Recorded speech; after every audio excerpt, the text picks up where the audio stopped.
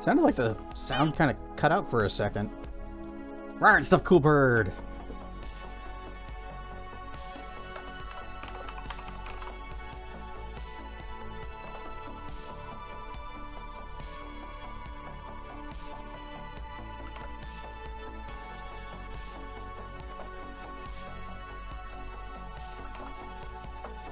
And post. And fit.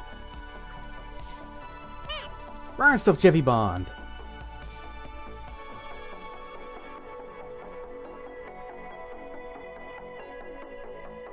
So last night after stream, I looked up that Star Fox Direct thing. Hard to believe it's Mother's Day on Sunday again. Yep, Everybody remember, Mother's Day, Sunday. Unfortunately, my dad is like, he got food poisoning or something. He is not doing too great right now. So I hope he's better by Sunday. But you know how my mom usually just goes and spends the weekend over with him. She's not this week, or weekend, or not today, anyways.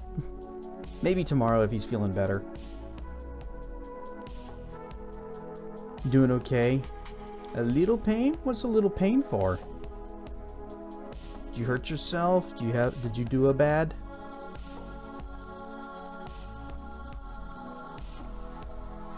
Or was a bad done to you?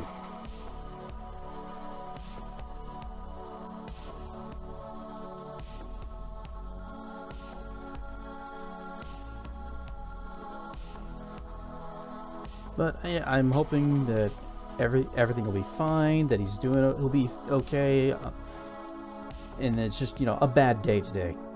It'll be fine tomorrow. Muscle's been pulled pretty badly. Oh, what did you do?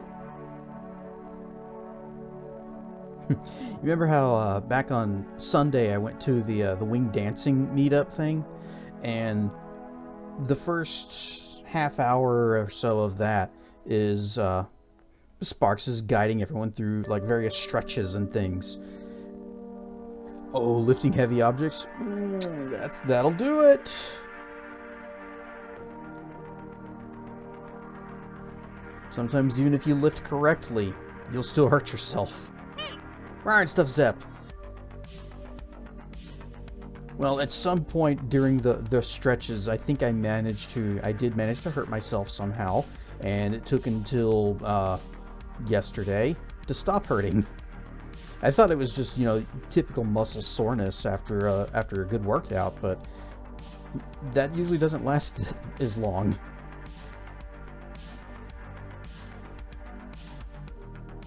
Right, stuff, tracking. I'm still gonna go back to the wing dancing thing. It was fun. And rare stuff, teen. Enjoying some playoff hockey and stopping to check in. Oh, I'm gonna be your second monitor tonight. Well, huh? You got hockey on your main screen.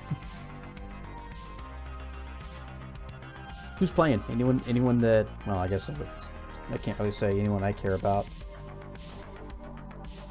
The Stars, as if they make it to the playoffs.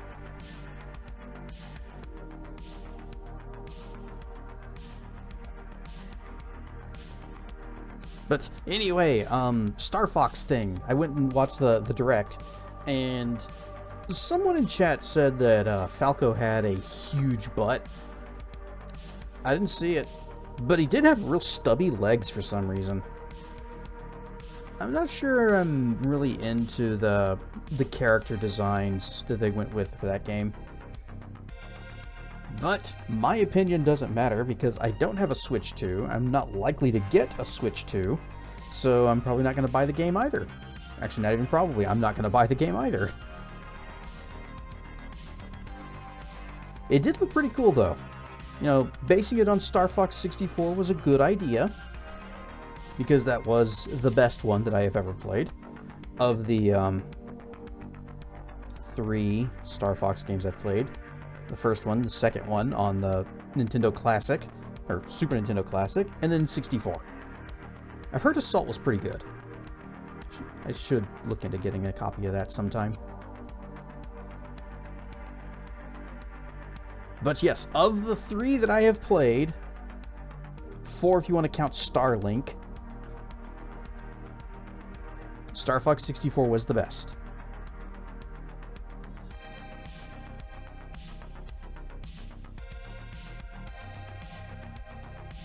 I did think the feature of the VTubing thing, it's kind of funny, but you know, doing a little more reading about it, you do need to provide your own camera, which is good because I was unaware of I'll never get bored of dragon fruits. I was unaware that the Switch 2 had a camera built into it, and the fact that they were even advertising this feature was like, wait, what? How's the camera part work then? Does it have one that nobody's used so far? How would you even get it like angled right? It's like if you got it like on the dock somewhere across the room. So no, you have to provide your own camera. Now, I don't know what ports a Switch 2 has, so I'm not really sure how you're going to plug a camera into it. Maybe it's got an extra USB-C slot, or USB regular, maybe. Probably be C.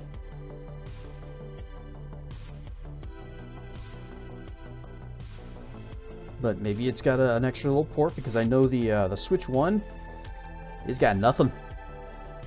You get the little charging port on the bottom, and I believe that is it.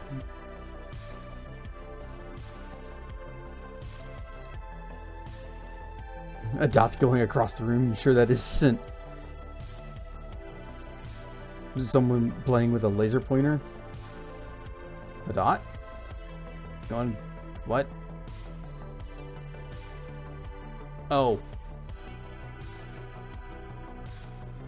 Dock.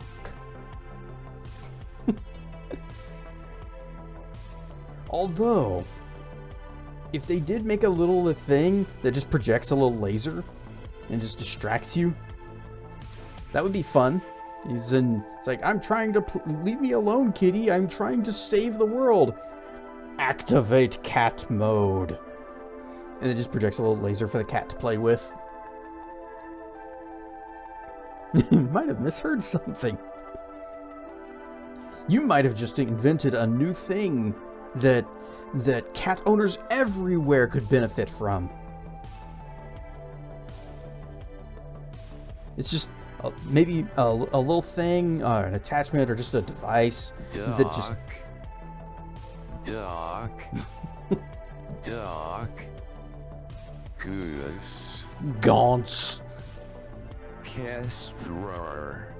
If so, you claim no credit. Okay, device is mine. It is my idea. I have imagined it and patent it right now. The stamp sound there.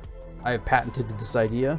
No one else can make it, or else I can sue them for much monies. I will also never make this thing because I am lazy. And that's how patent trolls are born.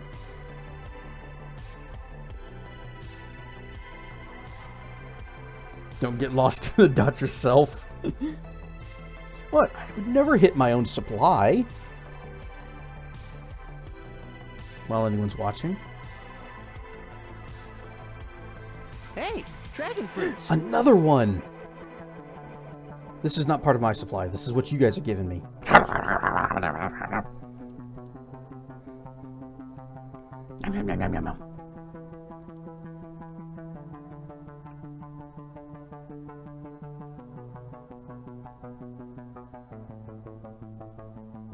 You kind of wish that I could play the new Star Fox, though. It looks nice. It's a neat way to revisit that game again. We just streamed it not that long ago. What supply, senor? We have an entire crate full of them.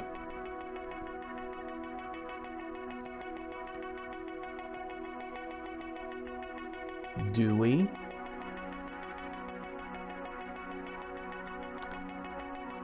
I shall be right back.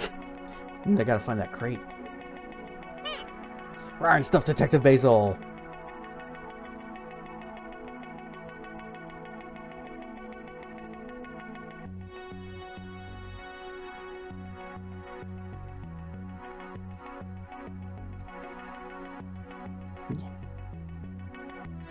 Leave.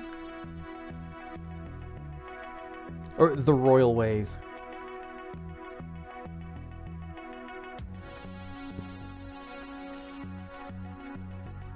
And rare and stuff, Dr. Mono. Hey, speaking of food poisoning, my dad wasn't the only one that's been strucken down with it. So, Dan Snacks is also feeling a little bit ill. Mortal Kombat. Mortal Kombat. Da da da da da da da da. Or however that song goes. So, Dan Snacks had to cancel last night's stream because he's also gotten a little bit of the blech. And while he was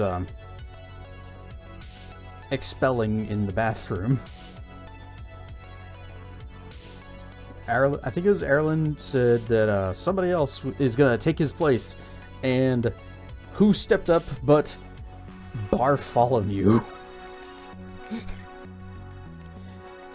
I thought nothing of it until I think it was Dr. Mono who pointed out, "Oh, your name is perfect for this."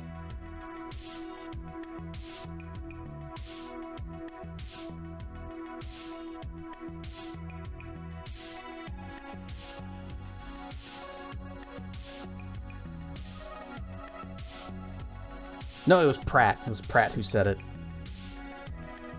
Dang it. Well, Dr. Mono reminded me of it because Dr. Mono makes me think of D-Squad.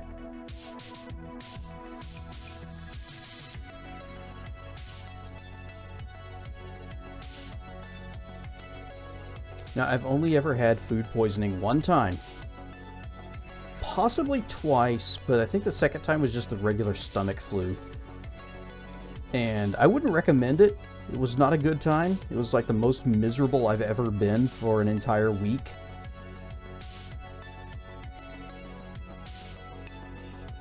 Because it's like, your stomach hurts. You don't want to eat anything, because even if you try, you're not going to keep it for long. You can't sleep, because in a few hours you're going to wake up and have to go take care of some business again.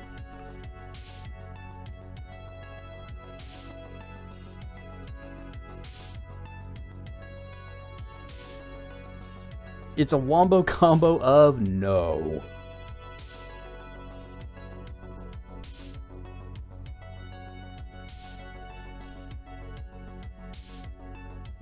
I mentioned seeing that video on YouTube a little while back where it was about a Chinese restaurant in another state that had like 100 health violations or something. It was a lot of health violations.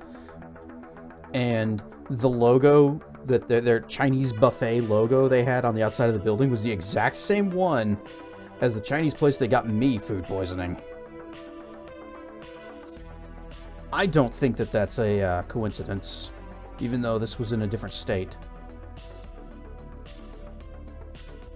Heck of a kitchen nightmare. Oh man, I would have loved to see Gordon Ramsay go in there. Or into the place that got me sick.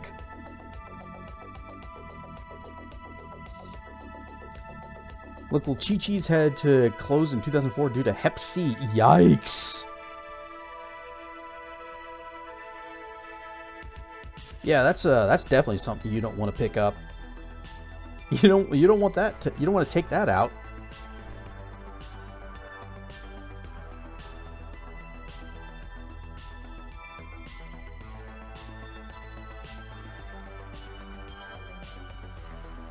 I mentioned to Brixie, every time I go to a Chinese restaurant, I think to myself, I'm going to try something new today. I'm going to be adventurous and try some actual real Chinese food, not the Americanized stuff. And then I just get orange chicken again. I haven't actually had Chinese in a while. I don't eat out that much anymore. Thankfully, there's a cure for Hep C now, other than it costing like $100,000. I guarantee you that it costs nowhere near that much to make the cure. They're just saying, what you gonna do? Not have the cure?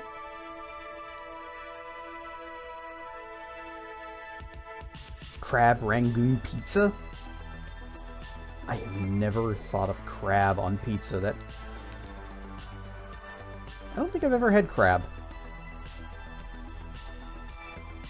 It's weird to think of Chi-Chi's, the one that first experienced the Hep C outbreak was not that far from you. And that mall was mostly, honestly, just mostly dead. Most malls are dead today. Giant enemy crab pizza. You just gotta flip it over and just... And then you make a mess. There is no weak point. There is no massive damage. There's just an upside down pizza on your table.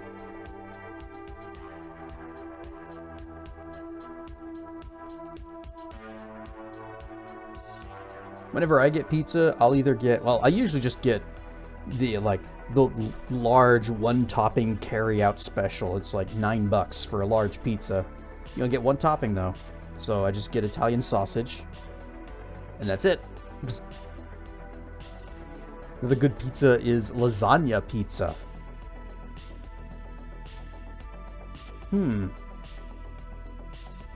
Some of that I can see working, yeah. But lasagna is basically Italian cake already.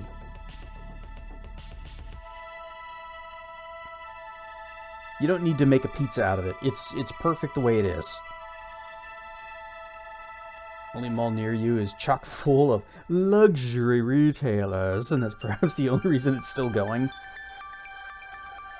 Yeah, I haven't been to my local mall in quite some time because there's nothing to go there for anymore. All the cool stores left. There used to be a Wizards of the Coast store. I thought that was super cool. Someone say, pizza time! Cue the music. Cue the logo.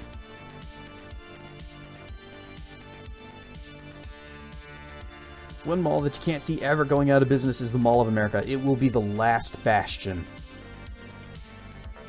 Which logo? All of them.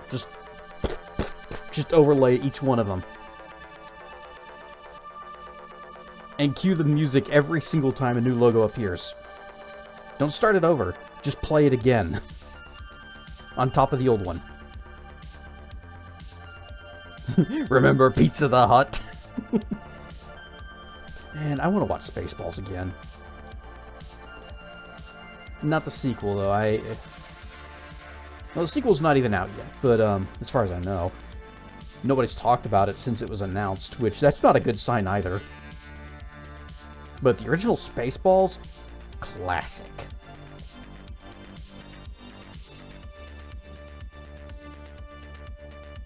Yep, because of that's because of the Pizza Time segment you did for that one guy, and you sent me all of the different logos that you made for it, and I was just thinking, yeah, all of them, everyone, all of the logos, and play the music each time.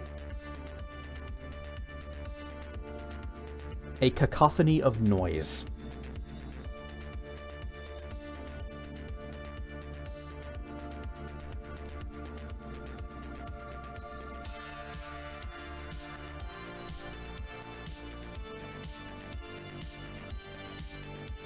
Spaceballs 2 is scheduled for release on April 23rd of next year.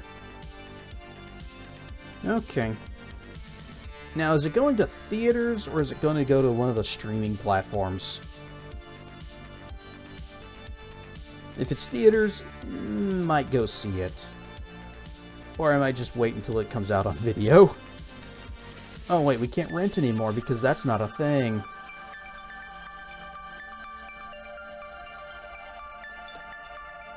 And it would come to one of the streaming platforms that I don't have.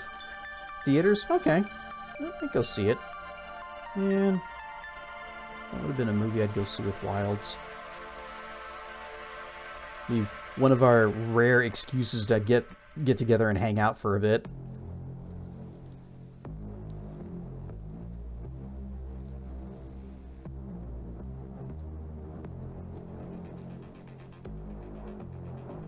The only sad part is, yep, John Candy's character will not be in it. You know, it's probably best that they just not include him than try to recast him as with somebody else. Because you can't replace John Candy with anybody else, and it'd be like and have them deliver a similar kind of performance. Unless they lampshade it. You remember in the Legend of Spyro games, Sparks had a different voice actor every single game, and then the third one, after they all like wake up from the stasis thing, and it's like, is everyone okay? And he's like, oh yeah, voice keeps changing, but I think I'm fine.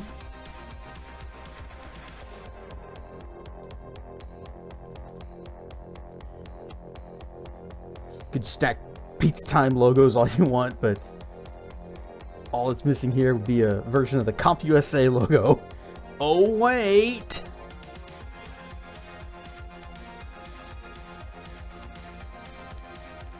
And Mel Brooks at almost 100 returned as president.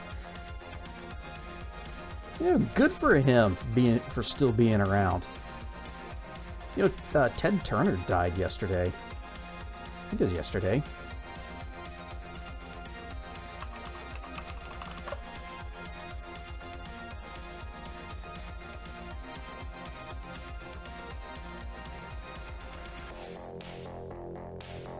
See, where is it? Yep. Mel Brooks is 99. He will be 100 in June. Damn.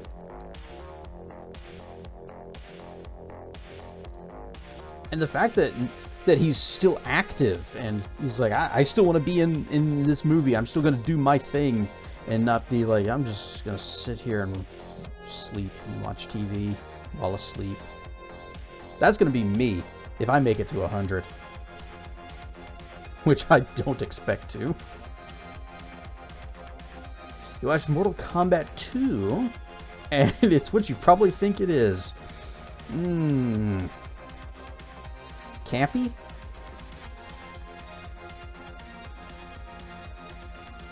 You know, the first Mortal Kombat movie I wouldn't say was good. And when I say first Mortal Kombat, I'm talking about the one from the 90s. It wasn't good, but it was campy, and that made it good. Made it bad good. Or good bad. One of the two.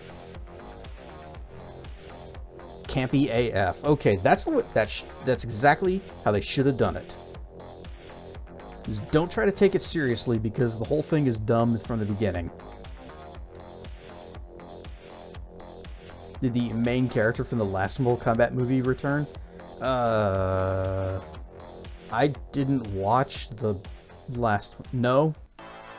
Fatality. David Attenborough, who did the nature documentaries, just turned 100. Wow. And here we see another man who is not quite ready for retirement. He still enjoys what he does. And that is why he has lived to see 100 years old. Burn stuff there,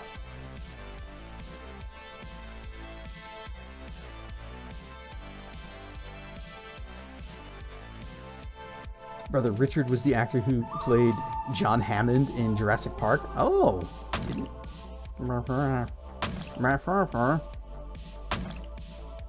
But... Nah! Waha! But... Waha! Rhyme stuff Kotosirith. Macropile. Wah. I was about to say they're easier to block now, and then I failed to block. Wah. Just bring my hands closer.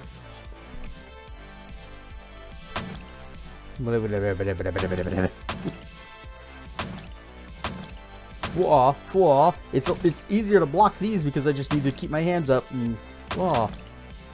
The royal wave. Fwa. Yes, dragon fruits. It's the size of a melon.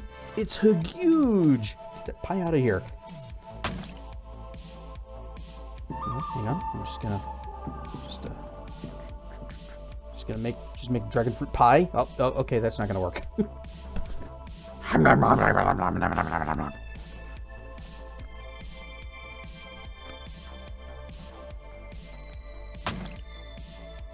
That's right. Macro is still going. Rare stuff, Hayashida.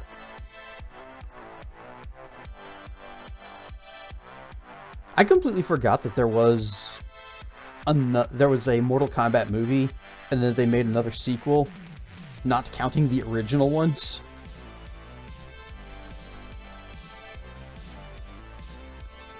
That's a lot of licks. Well, you know what that means.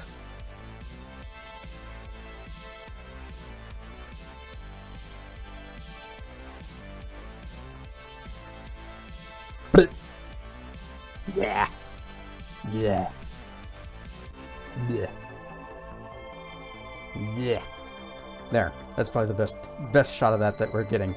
Blech. That. Mortal Kombat 2 has some of the worst VFX of the early 90s. Now, are we talking about the new one or the old one? Because if we're talking about the new Mortal Kombat 2 that has some of the worst VFX of the 90s, that's pretty damning. I've said it before, and I'll say it again. I'm not confident in the new Spaceballs. Yeah, I kind of feel the same way. They really just don't make comedies like that anymore. There's a steep bar they have to reach. Well, that too. The original Spaceballs was fantastic. It's one of the all-time greatest comedies. It's up there with Airplane. And I freaking love Airplane. So it's a this turned into a vor stream.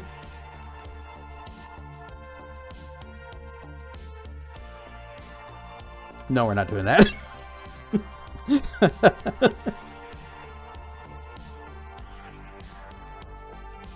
You just get the licks.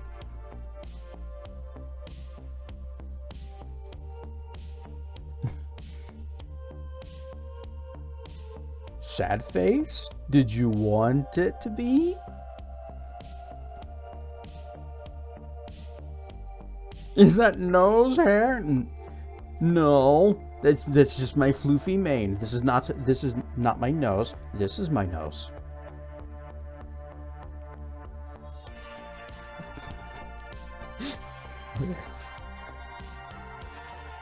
What if I somehow trimmed off one of the locks and just had a little sticking out of my nose?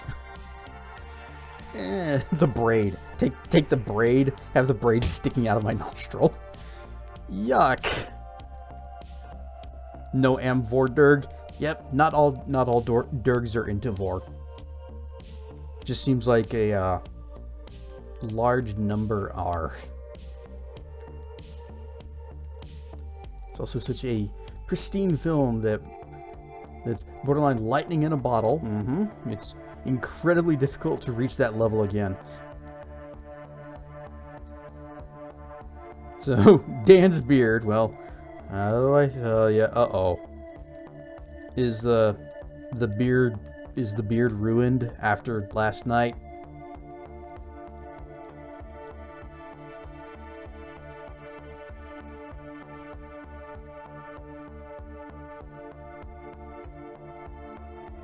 It's all nose hair. You know, that's actually quite an accomplishment. He should be proud.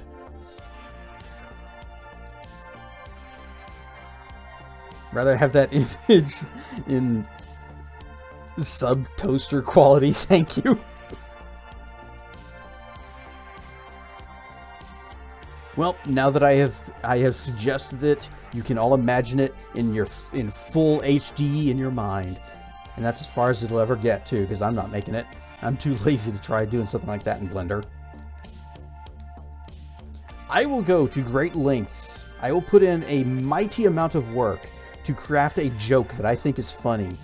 And it will usually take me so long to put together that the joke will stop being funny before I finish it, but I still want to finish it.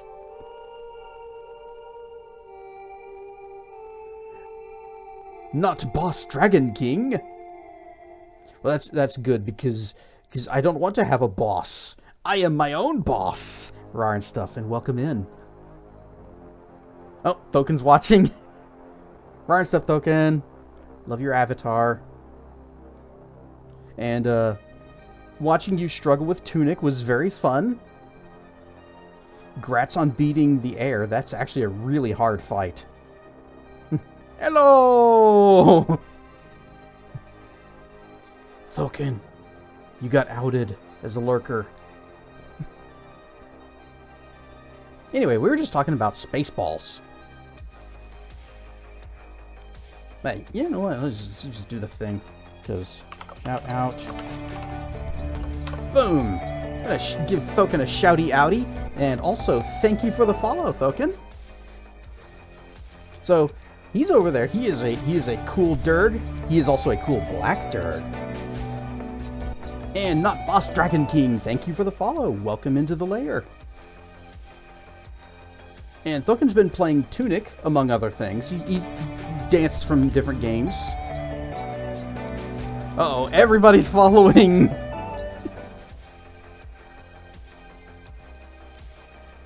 Rune Einhart. Thank you for the follow. Welcome into the lair. And then not Boss Dragon King, just... Where's the alert? Where's the alert? Didn't work. Should work. Yep, connected. Huh. Follow train? Yep, apparently everybody from Thokin's group is over here now. But thank you for throwing down that gift sub to Unholy Ghost Zombie 3. I feel my There's no alert. Only Zeul. Only Zeul. Croc is now following do. Do.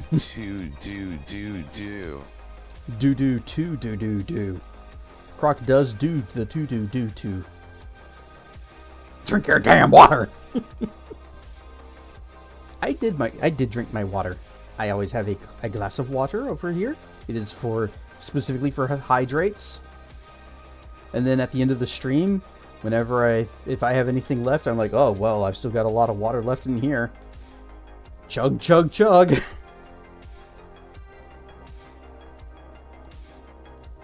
Eat dirt pets.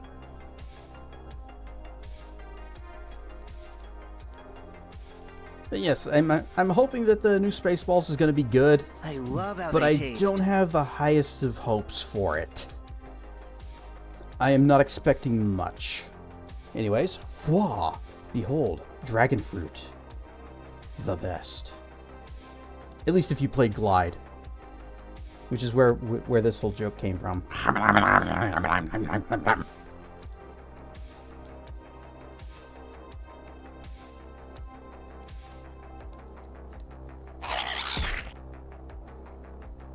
And the cliff racers are here too. Good. We cannot escape them. They will follow us across games, across space and time.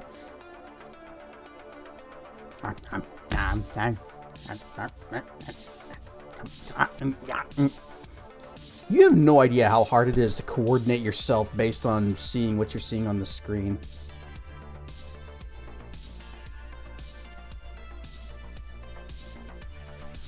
Getting close to just having a just chatting stream. Are we? It's not even been that long. We've done longer. Where we just sit around and you guys throw things at me and we wander from one topic to another, never really completing a conversation. It's just we get distracted. I'll start to say something, then somebody says something in chat, I read it, I forget whatever it was I was talking about, and we move on to talking about whatever that is. Beans.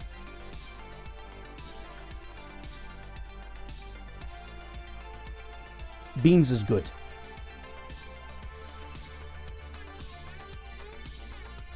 Streamer brain is the worst. 100%, yes.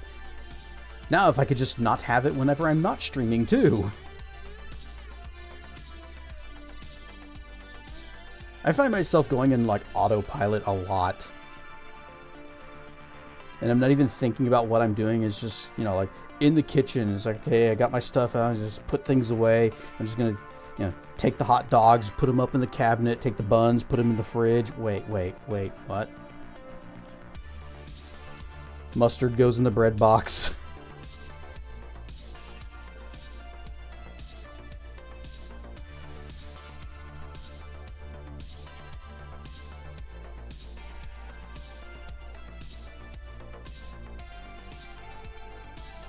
But I guess in order to keep this from becoming a just chatting stream, favorite mass production car. Nothing that's sports cars. Okay. There was a time when I would have said the Hyundai Elantra, because that is basically the only kind of cars I have ever driven. But they have recently made them bad. But they were the one that I have is like, oh jeez, what is it? I'm trying to remember what year was it? I'm guessing, was it a 16? I think it was a 2016 model. So it's like it's an old car now. No. We got rid of that one. That was the one that we had problems with.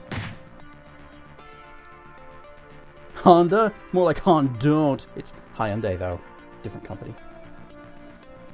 This is the 2008 model is the one that we still have. Still works, still runs, still good. Check out the Sean Connery film Meteor. Meteor?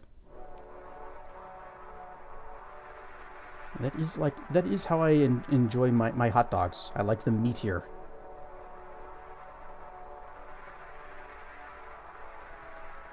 I also do like Sean Connery. He's cool. Meteor Hyundai. with Sean Connery. Hyundai T-Tractor 25 RR. Nailed it. Good job, TTS. Meteor is a 1979 American science fiction disaster film directed by Ronald Neame and starring Sean Connery and Natalie Wood. Film's premise, which follows a group of scientists struggling with a cold, war, politics, after an asteroid is detected to be on a collision course with Earth. So, is it going to be sort of a,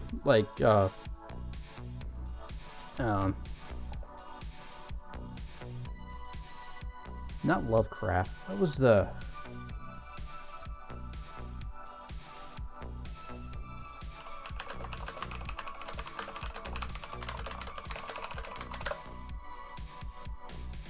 Strangelove. Why did I go for Lovecraft? I guess because love. Dr. Strangelove, where there's the where there's the threat of global annihilation, and they're just still fighting over things like we can't have a mine shaft gap.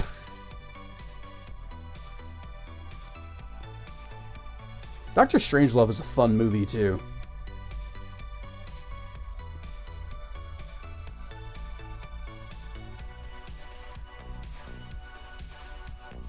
The Meteor is 5 miles. There's no fighting in the war room. And I think it was like the Russian guy who's like taking pictures, like secretly taking pictures of the world map in the war room. When they're just about to wipe out all life on the planet. It's like, you think this still matters? Another great catastrophe film is called China Syndrome, starring Michael Douglas. So yeah, I've never even heard of that one.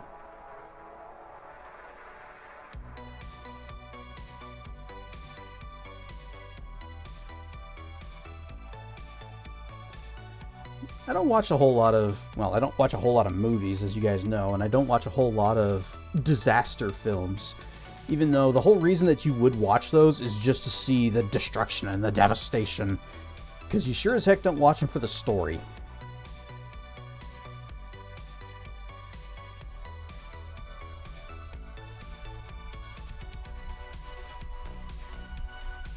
What about the Andromeda Strain? I don't know, you can strain all you like, but you're not going to move a galaxy.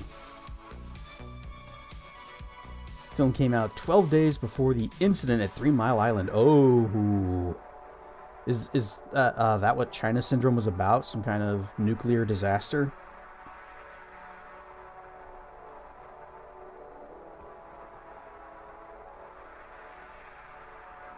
Yes, Alonso. Almost.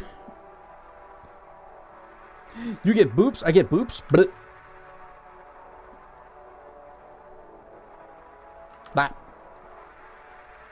and for some unknown reason, YouTube has been recommending a lot of videos about the Chernobyl incident to me for lately, and I spill my drink. It's pretty interesting stuff.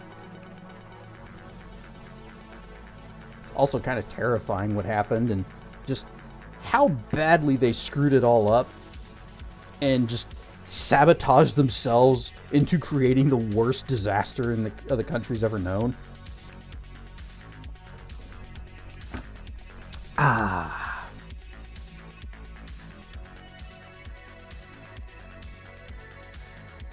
Well, licky to you too. Right stuff, Wrecker. Do I need to lick the camera again?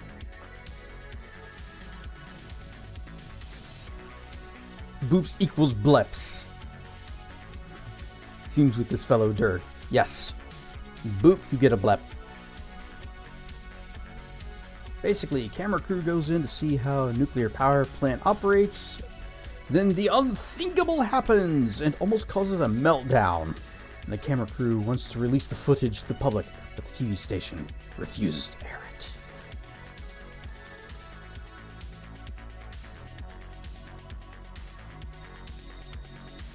I'm kind of hoping that you didn't just spoil the ending. Now I don't need to watch it because I know that there's nothing to watch. They never air the footage.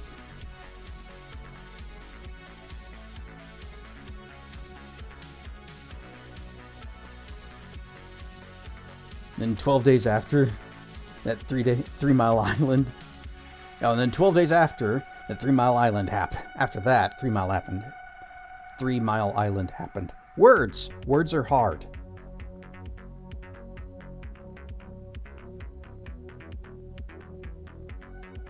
It's scary to think that we almost had our very own Chernobyl incident, but the big difference is we didn't deliberately shut off and disable all of the safety and security things that would prevent a meltdown, and then intentionally triggered a meltdown.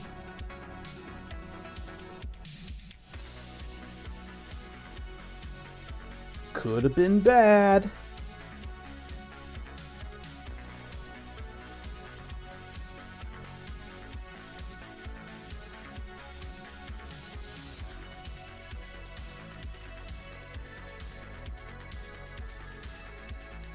Where's that, I saw a trailer for Thing. Oops.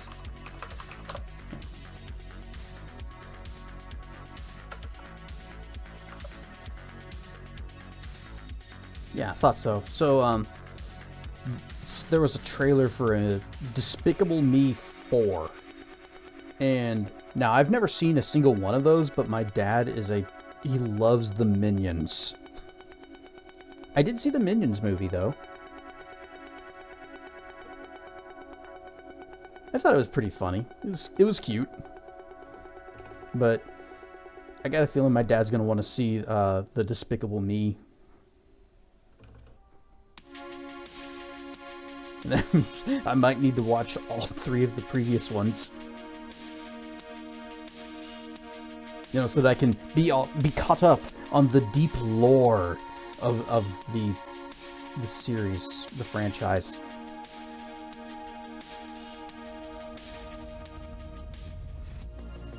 So what happened at 3 Mile Island, Unit 2 reactor had a partial meltdown.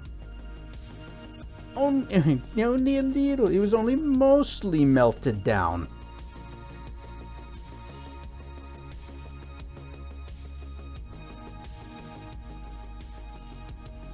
You know, I know very little about the details of what happened at 3 Mile Island. I just know that there was a nuclear incident. It only kind of sort of melted down. You know, just a little bit. You can have a little meltdown as a treat.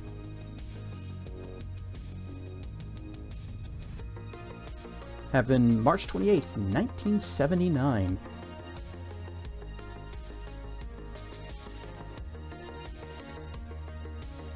I guess I'm gonna have to watch some videos about that after the stream.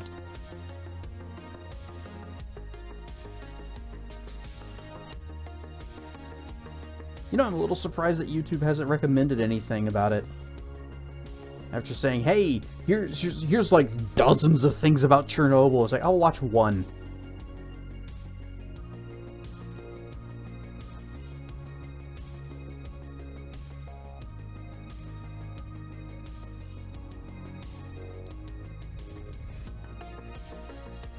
Yep, Chernobyl is home of the Elephant's Foot, where all of the nuclear garbage stuff, like the fuel and the rods and the container, it like all melted together into a goop and then just burned its way down.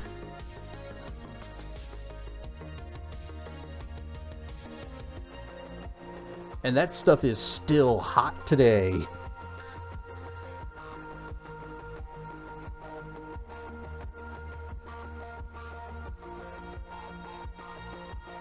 All right, whoosh! Because we have some adventurings to do. We have to go to school. Hot and tingly. Ooh.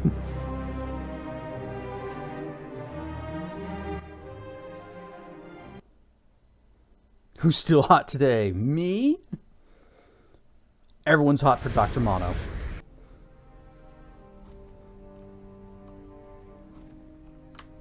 Alright, last time we found out a way to cheese the spirit energy meter system thing, so it's no longer a concern. And because of that, we were able to get Sophia all caught up with us and all of her spells. Rar and stuff Marth. So she is now a good, decent wizard. You are approaching the exit. Oh, okay. I'll put these back. Apparently we're carrying some souls. Oh. Oh, that's right. Because we got caught in a conversation in the last ad break, and I just said, okay, fine, we're going to end task and we'll pick this up next time. So, we've come to the Academy of, what is it, Shapers and Binders. A Red Wizard of Thay Academy. Because Sophia's mother was the head of this academy, and also is the person that ripped the shiny shard of Gith sword out of our chest. So we kind of came here for answers, but unfortunately we're not going to get too many because she is dead. But perhaps we could still find something. Greek? Anything happening in here? Anything searchable? Oh, look. Okay, we got a room full of, oh no, this is going to be a puzzle, isn't it? Okay. No, this can't be right. Where did I lose it? You've got a problem. You're gonna die. Yes, I have a problem. It's making my head spin. I'm totally lost. I'm trying to solve this challenge from the headmistress that Nephris left open to all of us. It's theoretically impossible, but she says she managed to do it herself. Why are you working on an impossible task? Yeah, it's what we do here. Nephris taught us that a critical mind puts us above the laws of men and gods. Mile Island is undergoing a $1.6 billion effort to restart it. Rar and stuff, Draco! But only Reactor 1. They're just going to leave the other one just... It can be partially melted over there somewhere. She used to say that laws are formed by the arrogant and presumptuous, and our work here is a message to them that such arrogance will always be questioned by those with minds and wills of their own. So, to answer your question, it's only an impossible problem until I find the answer. What's the problem? Gonna give it a try, huh? Well, I can't say I like your odds, but they're probably as good as anybody's. Except me. I'm way ahead. The problem is this. Methods, as a species, tend to move and intermix chaotically. If you had a room of fire methods, and next to it is a room of ice methods, with an open door between them, in time, they would distribute themselves evenly. Both rooms would have an equal number of ice and fire methods. The natural flow of their movements is always from order to disorder.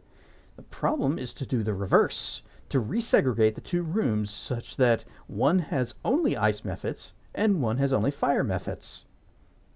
Okay, so how am I supposed to do that? Well, naturally, they're uncooperative. Nephris claims that she's done it simply by opening the doors between the rooms at proper times. When it opens, the nearest method to the door on either side will switch places. I'm still working out my strategy on paper. Given the rate and direction of each method tends to move, I feel like the answer's just beyond my reach. So what happens when the problem's solved?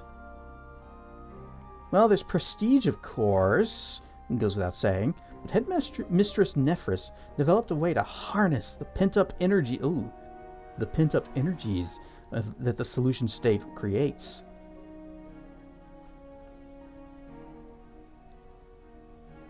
And is being rebranded as the Crane Clean Energy Center to supply power to Microsoft.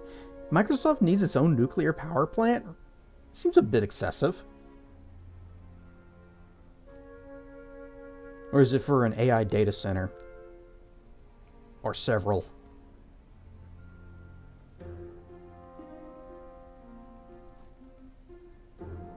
In this room, there are 4 fragments of a soul that Nephris split apart long ago as part of an experiment. A soul can be split, but it cannot be restored by fusing the resulting fragments. One direction, just like the methods. It was the headmistress's hope that she could funnel the energy from one impossibility into the other.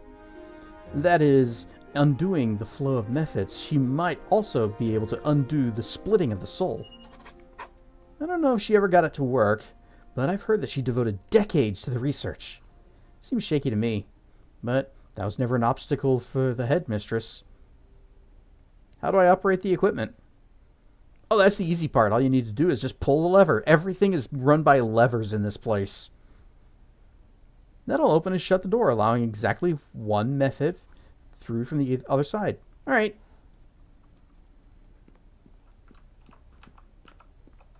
Okay, we got... They can be ornery and ill-tempered, but I find methods rather endearing. There is honesty in their unpleasant demeanors. So, does it matter which one She's is... using top man. Top man. Oh man, the guy from Mega Man 3? Yeah, it's a good choice.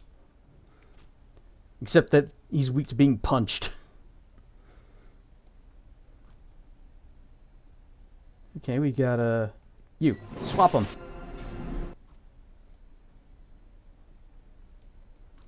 Okay, there's only 2 ice guys left in there. 2 fire guys left in here. Just gotta wait for these 2 guys to come back. Oh, wait. There's 2 ice. Okay, yeah. Just need to... Okay, we got ice and a fire. Do it! Alright. You, get over here. You, get over here.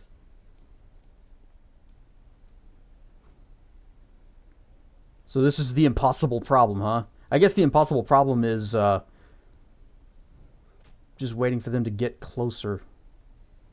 Come on, get closer. Get closer. Okay, you are the closest, but the fire guy is over there somewhere. Alright, now he's the closest, but not for long.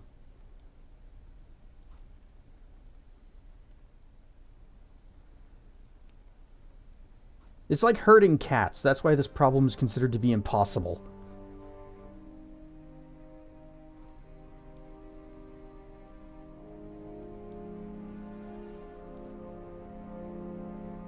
Get back over here! Come on, come on, come on. Just a little... Ah, dang it. Well, Kayla's at least getting her steps in while we wait. What is this obelisk? Oh, wait. Maybe I should save before I do anything like that. Obelisk, the tormentor. What do you do? There's nothing special about this object.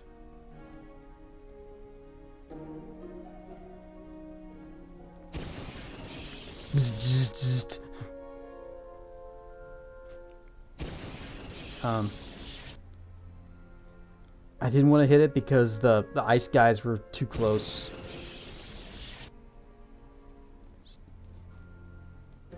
Why is it still zapping? Do I need to hit this one too?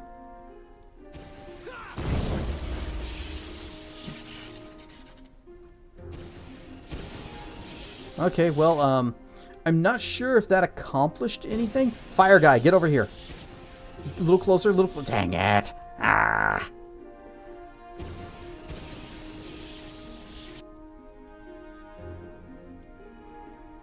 Okay, fire guy is the closest to the door. Ice guy is way the heck over there. My buffs are fading, even though it's a 24-hour thing.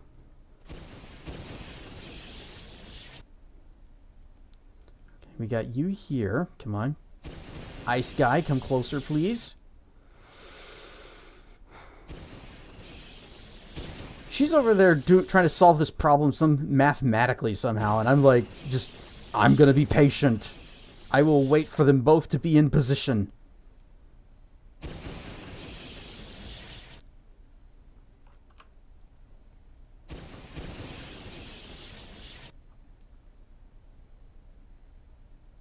Alright, ice guy is right there. He is not the closest, though. Can I just, like... Hey, you, follow me. Let's go over here. Okay, ice guy's right at the door. Come on, fire dude, fire dude, fire dude. Ah.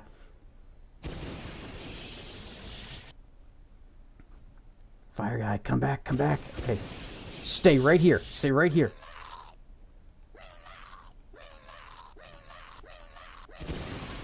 I will hold you here. I will grab you and just strangle you until the ice guy gets closer again.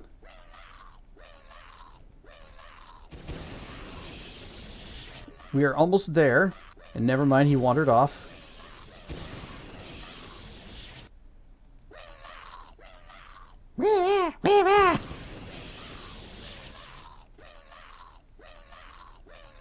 Punch it. What? What is happening?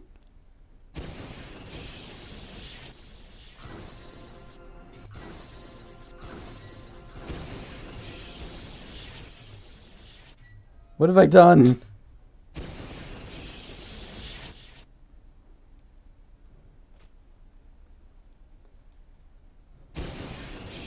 I don't think I was supposed to solve it this way.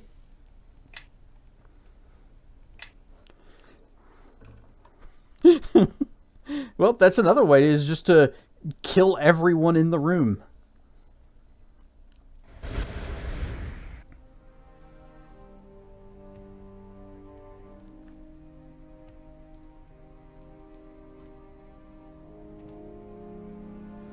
Okay, icy guy, he's at the door. Fire guy needs to get closer, but he doesn't want to.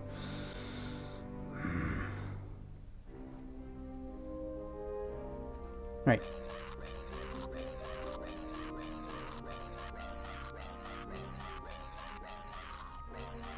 You guys remember in Chrono Trigger, the Millennial Fair, there's the race little mini game. There we go. Done.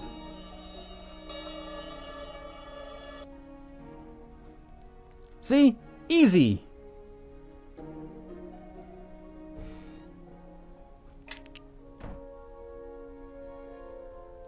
How in the name of Sastam did you do that? That was incredible.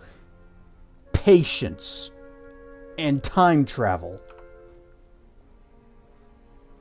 That's a shame about the soul, though. It looks like it almost totally fused together, but not quite. You can still kind of see the individual fragments. You'll be the envy of every student at the academy when word gets out. Which means you'll almost certainly be killed. Good luck with that. But in Chrono Trigger, there's the Millennial Fair, and it has this little racing minigame you can bet on. And you bet which of the racers will win. And you can interfere with the race if you have like a turbo controller, and you just mash the talk button. Well, either turbo or just rapidly pushing the talk button, and it will slow down the other racers that you try to talk to while they're running. And you can use that to make sure that your guy gets ahead and stays ahead. That's basically what I was doing there, is I was just talking to that method so he would stay where I wanted him to be.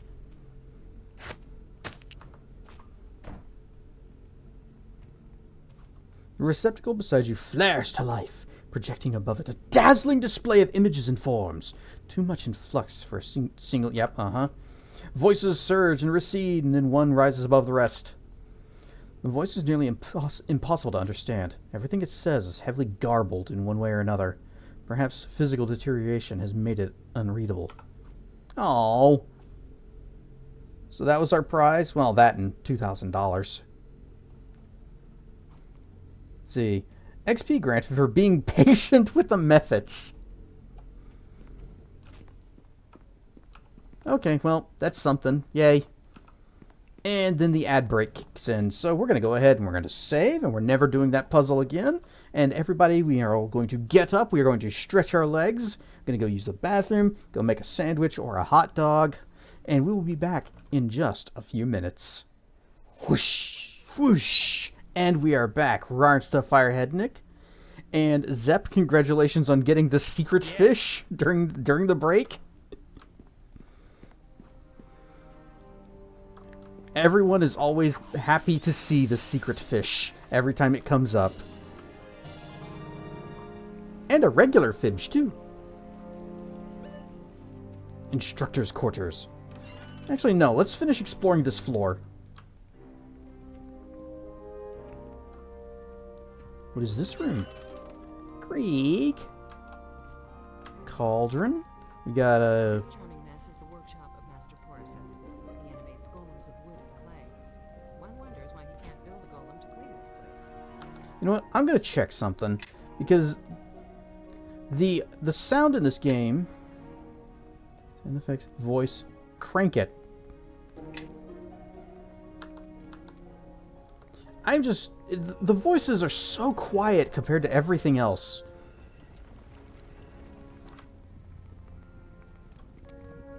So hopefully I don't regret this.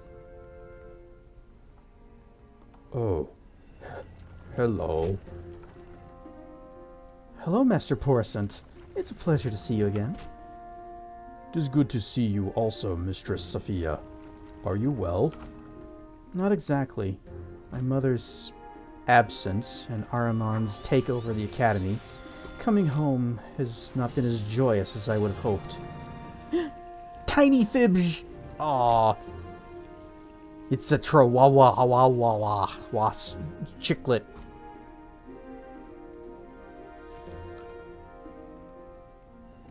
Oh, I'm sorry. I had forgotten. My work occupies my mind, so... I would expect nothing less from you than an unfailing devotion to your studies. I'm very pleased to see you alive. Do you need something from me? I'm trying to find out more about what Nephris was doing before she died. The headmistress? When I see her, she is always working. She does many experiments, mostly in her tower, but some down here. She has one that with the methods around the corner. Have you seen it? Yeah, I solved it. Really? Did the soul reconstitute? It did, but not perfectly. Oh. My own experiments suffer the same problem. I thought her method was promise, or had promise. What else was she doing? I have seen her in the instructor's quarters from time to time. It's usually when class is in session. She doesn't live there. I think she just has more experiments there and needs the space. What kind of experiments? A mini fish, but a fish nonetheless. Exclamation point fish will not deliver something that is not a fish. Ever. Ever. Why do pirates not know the alphabet? Because they always get stuck at sea. It's their favorite programming language. What kind of experiments? We have similar interests. She approaches them differently, but she heard of my work and arranged for me to work here so that we may share ideas. When we talk, it's about altering souls, splitting them, reassembling them, moving them, replicating them. Most of what we try hasn't been done. She works in her tower mostly, so I don't know about her progress.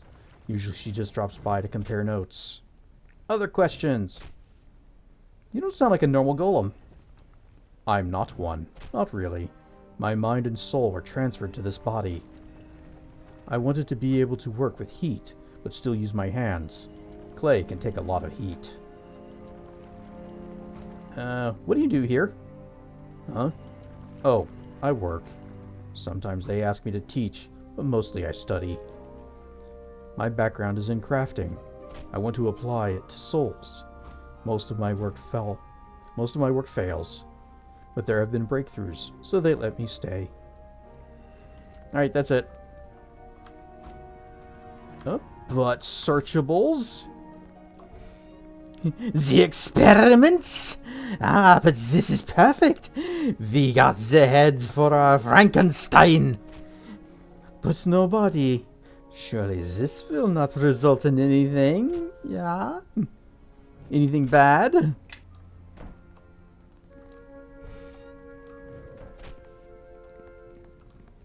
Alright. Oh, there's something in here. A gauntlet. Grips of Gond. Okay, it's crafting buff. Alchemy, craft armor, craft trap, craft weapon. These pair of gloves once belonged to Raj Al Lake, a masterful craftsman. Raj was so in tune with the art that it impressed Gond himself. And after his death, Raj's masterful skills were then passed onto his gloves. So Raj was Gond with the wind.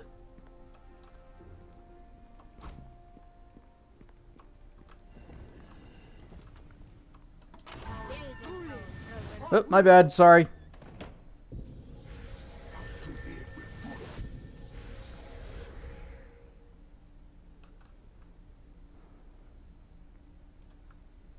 It's going to be really funny here in a second. You guys... Oh, yep, you can open doors. Oh, oh crap! I charged right into a bear.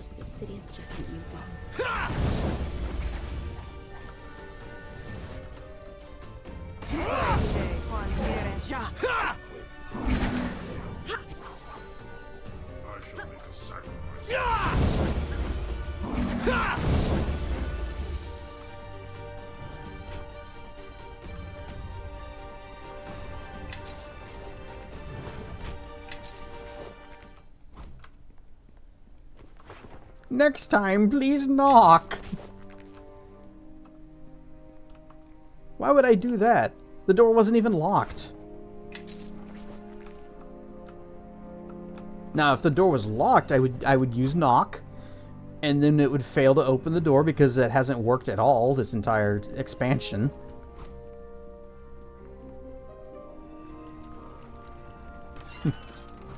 Sure knocked all right. Knocked him down for good.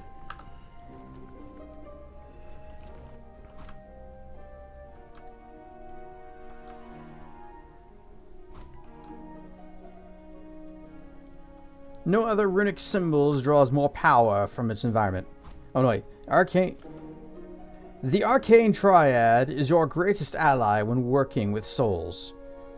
If you keep your angles precise and your dimensions within the parameters of the Bastet second formula, you will harness energy to its maximum potential. Hi, I was just gonna come talk to you. You are disrupting class. Either take your seat or get out. Can I? I guess we cannot be a student here. In today's lesson, how to get wiped out by magic 101. No, I think today's lesson was what happens when you get hit with a bear. Oh, we got golem fight. Come to enjoy the festivities. Absolutely. A few of our teachers died in the coup, supporters of the headmistress. The supervisor of the golem lab just so happened to be one of them. Terrible shame. Mistress Rana was a strong and capable wizard. I'm glad she stood up for my mother, but her death is a loss to the academy. And here we are with all these spare golems Nephris bought us for no good, and no good instructors to put them to good educational use. Shame, really. Mistress Rahenna always said that the best way to learn about something was to examine its insides. So I got to thinking, we sure could use the insides of these golems faster if we made them smash each other in single combat. So we build golems and they destroy each other, and I make money on the side by taking wagers. Weird how we wipe out their peers back there and no one seems to have noticed. I think that's a common occurrence in a Red Wizard of Thay academy.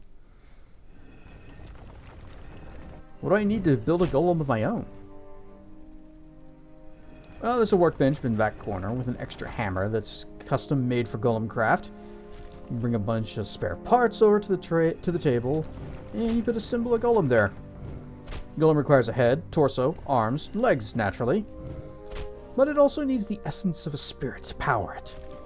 Put those 5 components together, you got a golem. Any of the junk around here is fair game if you want to use it, but you might be better off hunting for golem parts if you want to contend for the championship. I'm trying to find out information about the headmistress. The former headmistress, you mean? Not much left to find out, except maybe the number of pieces her body burst into whenever Armin wasted her. Wouldn't you agree, former Mistress Sophia? You revolting troll, sis. I'll tear your organs out one by one and petrify your tears as you beg for death.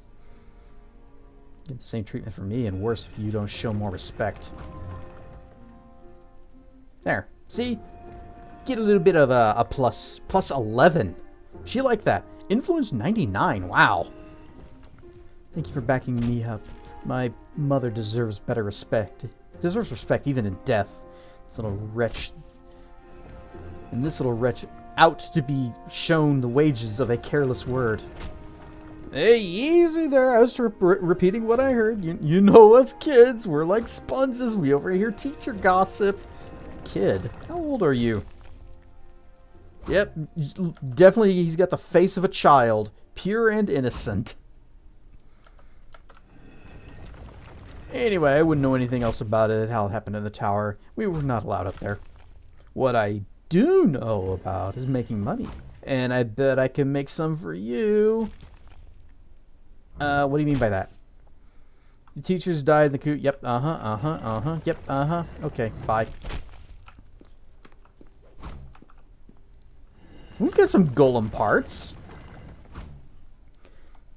Just tried to heal Shadowfang Keep, I'm guessing, on your Tinker. A heal build, never tried before.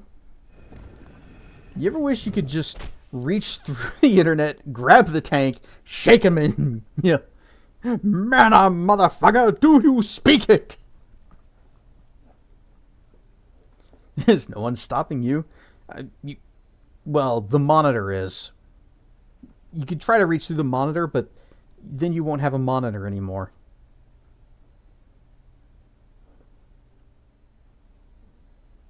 Everything's got to be friggin' speed run. Well, the tank will learn a valuable lesson about patience when they die. Hammer of Golem Craft. Okay, so we have... We do still have the pieces, right? Yeah, we got swift legs. We got punchy fists. We have... where's the body? We had a golem body around here somewhere, didn't we? Yeah, we had the one that was like weather protection or whatever it was. Did I put it in the bag? Yeah, here it is. Weather resistant. Rare and stuff, Zamith. What were the other parts that we needed? We got arms, legs. Does it need a... Do we have to form the head?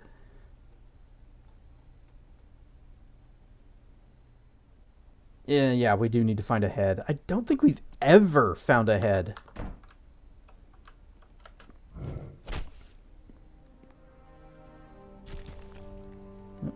Down, down, down, down, down, down. Golem arms. Fibsh!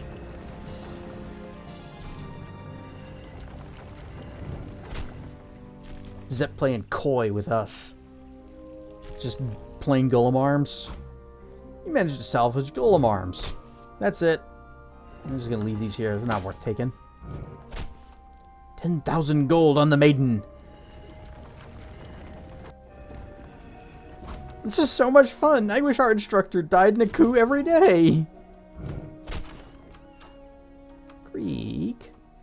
Right, golem, legs, and torso. Are they all like plain?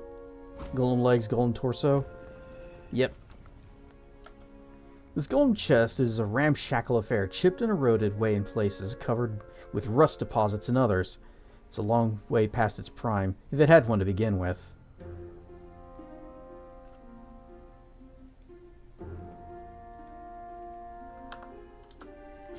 Sounds like an MST3K riff if you ever heard one. I will take that as a compliment. Oh, that looks like a head. Dunk. Alright, golem head. Golem head is of solid construction, dutiful craftsmanship. Unfortunately, from the looks of it, the craftsmanship took place thousands of years ago, and the head has been the subject of a lot of weathering since. Maybe we can find a better head someplace. Yes? I am listening. That's assuming I even want to do the golem fight, because it sounds like it would also require a spirit essence, and we don't have an abundance of those. Creek. Now, what was the first thing you want to do when extracting a soul? Yes, Odget? Gag the subject? Can anyone tell me what's wrong with Odget's suggestion? Bahiri? You have to restrain your subject first, or he'll be able to remove the gag. Excellent, Bahiri. A subject is only useful when he isn't fleeing. Try to think of your answers thoroughly, Odget. Well, bless my highborn blood. Class, we have a very special guest here with us today. Would you care to introduce yourself to the class, Master? Cedrian Taernus. Armin mentioned that you might visit our school, but to have a true spirit eater here in front of my class, what a treat! You are generous to share your guests with us, Mistress Sophia. As always, it is a deep pleasure to have you in my room. Yes, and thank you for your excellent choice of words with regards to your pleasure. I wonder, would you be willing to show us your spirit-eating technique? I was just lecturing on the subject, but the students would surely benefit from a more live demonstration. There's a tremendous reward in it for you. I'll give you access to some of the Academy's rarest treasures. Wealth is no object to me. I get snacks and loot? Appease the guests, squish the snoot, wiggle the beans, squish the arms and leggy beans, and hug the zeps, and... And ooh, mozzarella sticks. Yes, I love cheese sticks. Someone's gotten into the extra strength nip again. Oh, that's just Zeta. They're always like that. Always on the nip. Ryan Stuff Zeta and Ryan Stuff BP.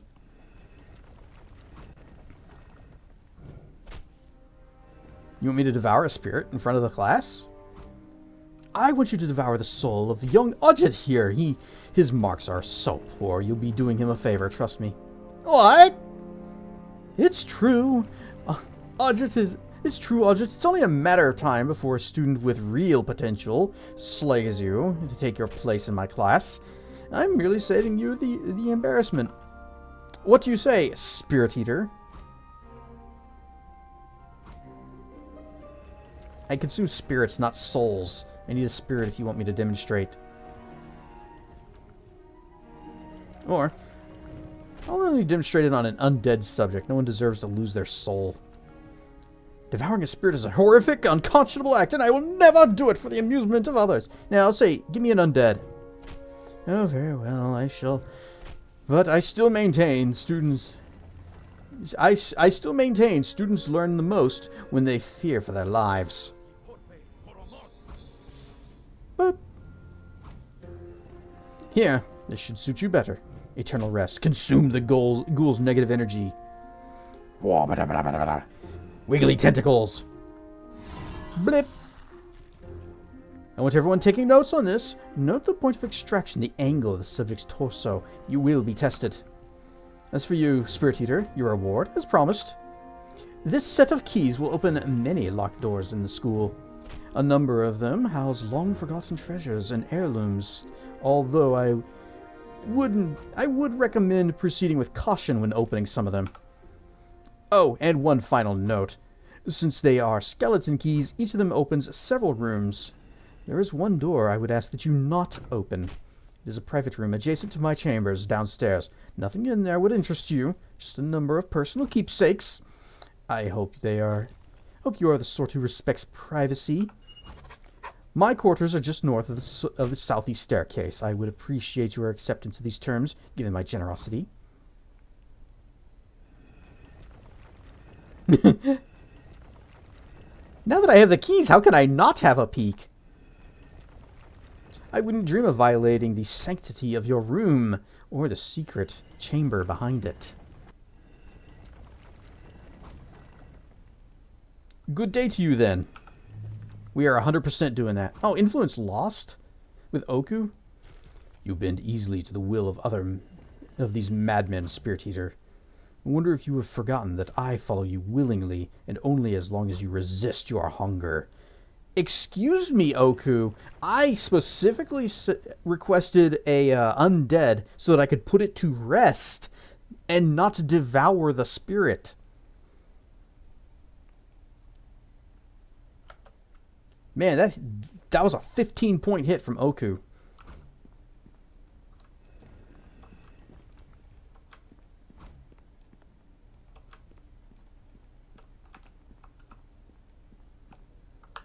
What was our last save?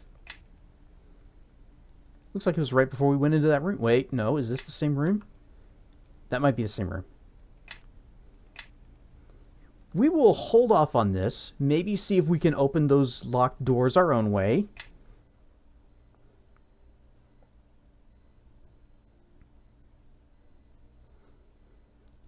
Trying to be happy because Nintendo... Oh, what'd they do? Fucked you over with a game. But Dead by Daylight can't play, requires a Nintendo Switch Online. Ah. Yeah. You gotta pay for the online service to play an online game. That it is bullshit, but that's how Nintendo works. It's how Xbox works. It's how PlayStation works. PC is the only one that doesn't work that way. But yeah, I think you should be allowed to request a refund, but Nintendo being Nintendo probably disagrees. This one then.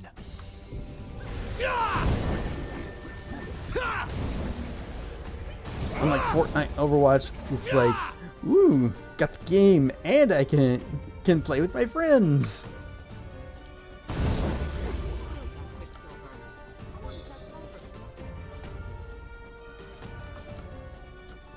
Oh, you want to do that, huh? You want to turn invisible? Guess what? I came prepared. True seeing. Yeah, you go ahead, you cast your spells. I have true... Why? Why not? My true seeing did not work. Nintendo themselves says that games that are bought have no refunds. Yep. I'd be mad too. Actually, that would be one of those situations where I would be rethinking any future business with them.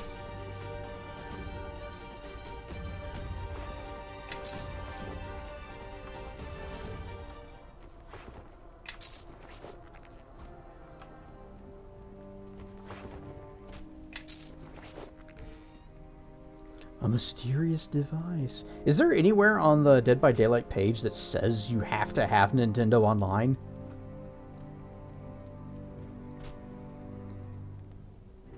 The surface of this bizarre contraption is covered in levers and switches, gears and cogs. Any likely way to interfacing with this device? Oh, any as likely a way of interfacing with this device as the next. There is a small cavity in the center in which some item might be placed, but the effect of the device on the object is difficult and perhaps frightening to imagine. We found a mysterious device. What other business? PS5s are as expensive as shit. Xbox being Xbox. Yep, hogs all the Game Pass on the dashboard. You shouldn't wait 7 days for a game to download. That's a dang.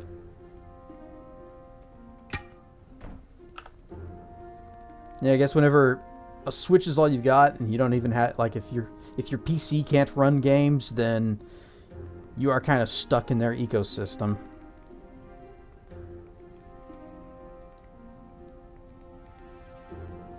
Pet kitty. Pet kitty.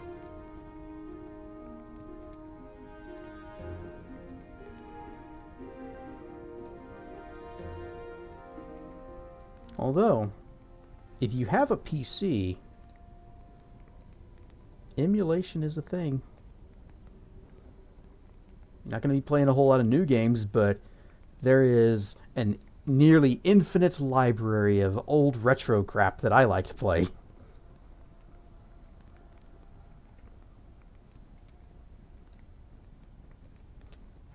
Club of Submission.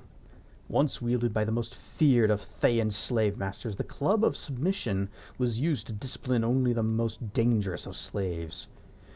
Though often other slavers warned of keeping such a powerful weapon in such close proximity to those it was meant to dominate.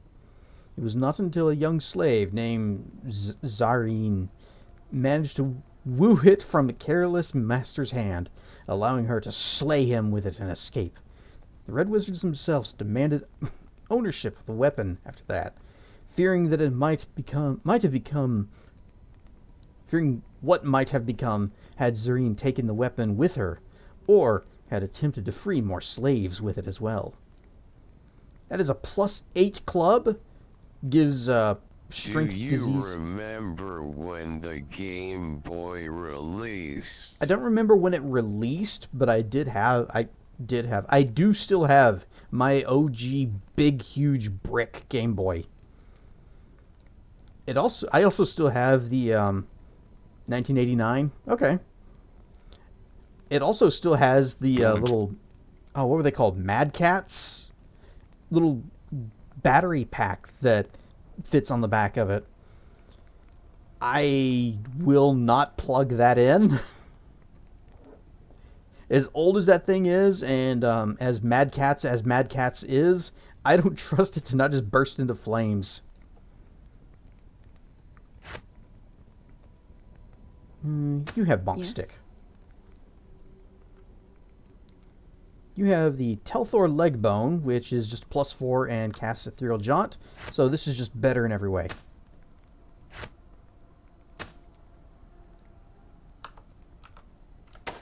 I am listening. Why is this... Oh, there's a Dread Wraith on the other side of this door.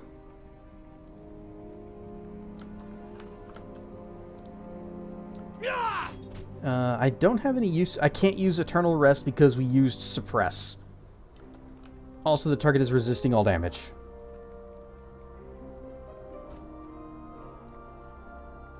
Where are my chimes?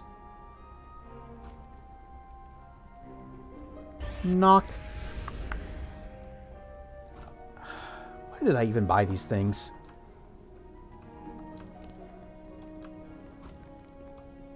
Well, let's try using the cube. I don't think we have the stuff to make it work, though. Nothing happens.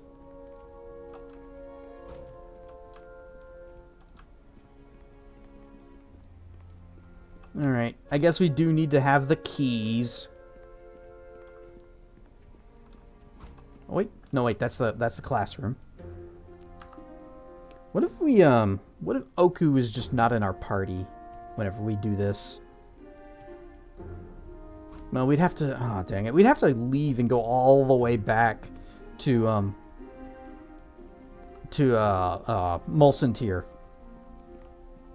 Which I suppose is an option.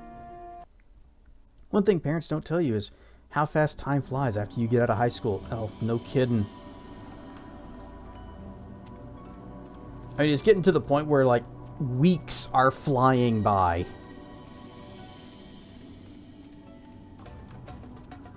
It used to be that time felt like it was just crawling so slow. And now it's just... Oh, it's already May. Where is... Oh, there it is. Seems like it was just Christmas not that long ago.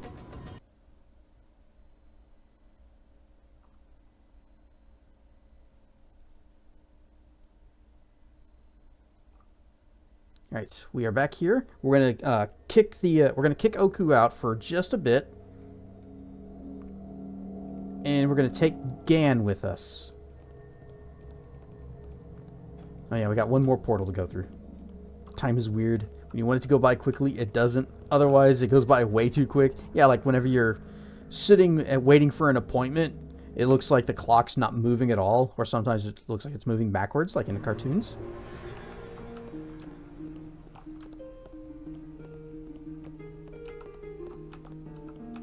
They don't tell you about the aches and the pains as you age. There you are.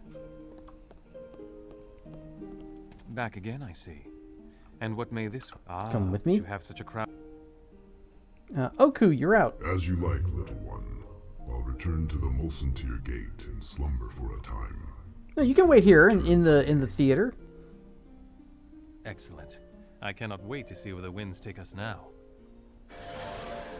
Level up. Hagspawn. Spend your points, spend your points, spend your points, and good. Follow me and quickly.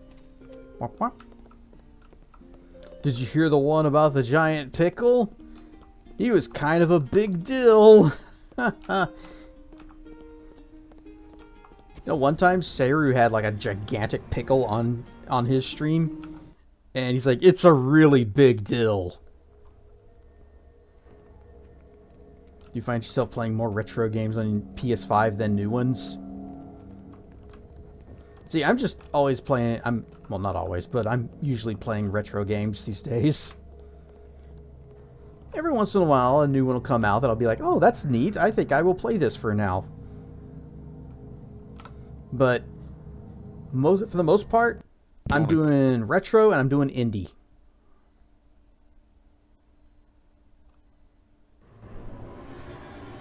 Let's ask the guy. A long time ago, a Galician cat was depressed because Nintendo shat the bed and upset the cat. Unforgivable. Now an adorable black dirk and a talking logo must team up to heal the kitty, or face their own problems in the sidelines. Who knows? Insert Undertale intro theme. That sounds like an adventure I can get behind. Why the Undertale intro? This calls for Star Trek music. Oh, you're not into Star Trek? What about, like, old Trek? Like, Next Generation? Because TNG is my jam. Have you heard of an indie game called Neva? Never heard of it. Too much dialogue. 5 out of 10. Okay, that's fair. Now, what's the first thing? You gotta bind the guy, or you gotta bind the subject. Yep, I am a spirit eater. My name's Cassedrian. Sure, I will eat a thing. You want me to devour the spirit in front of the class? Yum yum. I'm gonna eat Odget. I'll demonstrate it on an undead, and no one deserves to to lose their soul. Oh, very well. So maintain students should be afeared of their lives. I don't want to do this after all. Yeah, wiggle, wiggle, wiggle, wiggle, wiggle, wiggle. I don't even have any uses of this left in the day, but sure. I want action, not Spock and Kirk talking about spaceship data. Well, it's more about, like, ethics and philosophy and things like that, but it definitely was not an action show. At least not until Deep Space Nine. As for you, Spirit Eater, your reward, as promised, here are some keys. Please stay out of my room. I will certainly do just that.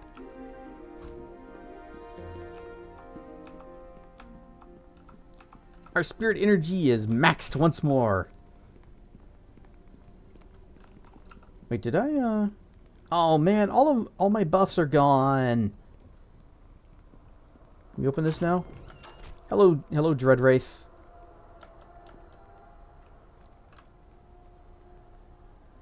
You got anything in this room? You got a box. Okay. Come on. Let's have this one then. Cure the depressed Galaxian cat. Coming to Game Boy Advance and NES in 2026. I would play that. Your death has been too long delayed.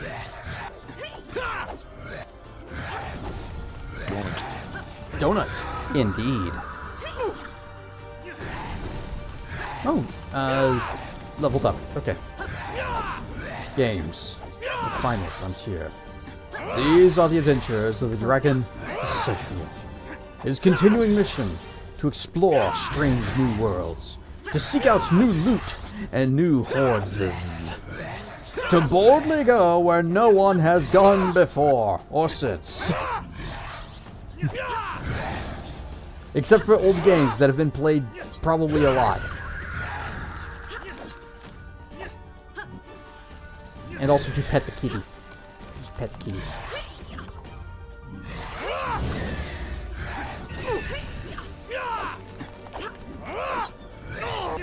Sophia, where are you? Okay, you're hanging out back here. Are you out of ammo? Is that why you're just standing around? Is the only one who could play Q. Agreed. He and Patrick Stewart, they worked really well together. Tapestries is a fantastic episode.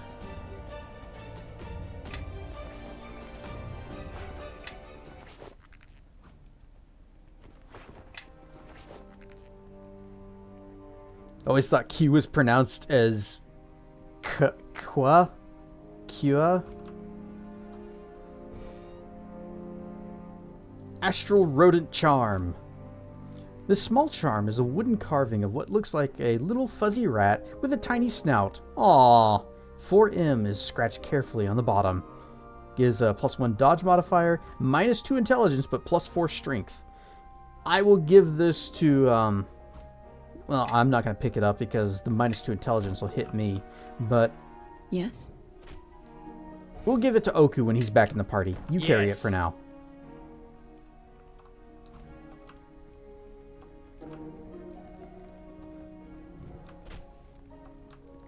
But yeah, they say Q's name a lot in the show. Pretty much every time he shows up.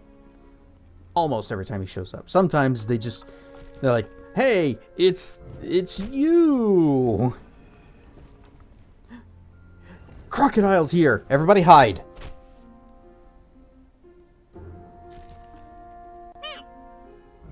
Alright, stuff, Croc. I like the episode in Star Trek Voyager where Q wants to meet with Captain I am listening. Jane Wayne. Jane Wayne? Alright, Pilgrim, we're going on a space adventure.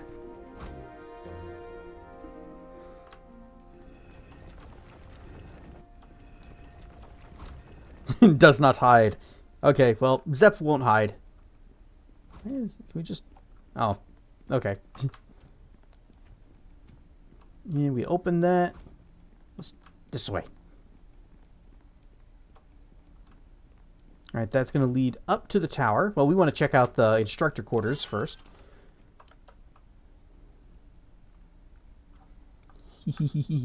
Meant to, yeah, mate with Janeway. I remember that episode. I remember it was like Civil War kind of thing going on. Like actual American Civil War, but involving the Q with like muskets and stuff. This one. And she was like, oh, if these weapons can kill a Q, you don't want to know what it'll do to you.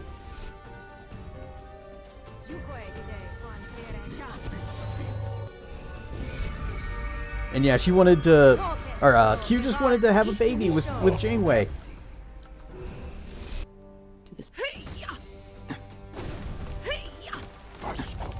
And they added Jerry Ryan as 7 and 9. We kind of know why she was added to the show, but she became an interesting character too. And they got rid of Kess, right? Neelix's girlfriend. When 7 and 9 was brought in, they got rid of her.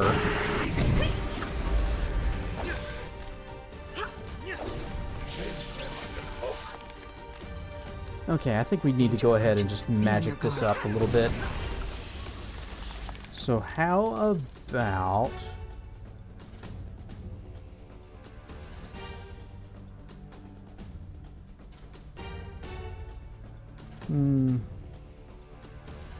Ah, that's where the good stuff is, right here.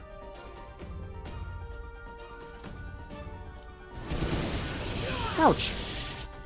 Uh-oh. Gan's getting beated up. Go ahead and regenerate yourself.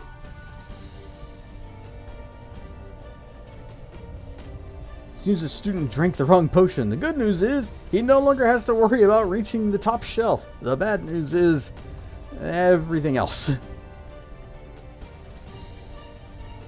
Mr. Dragon, watch out for the falling tree. The what?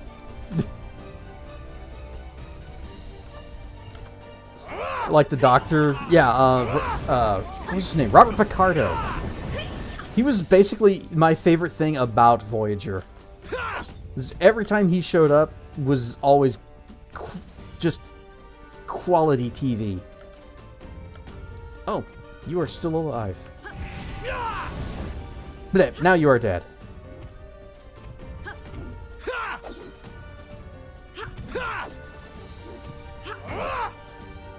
Gan died.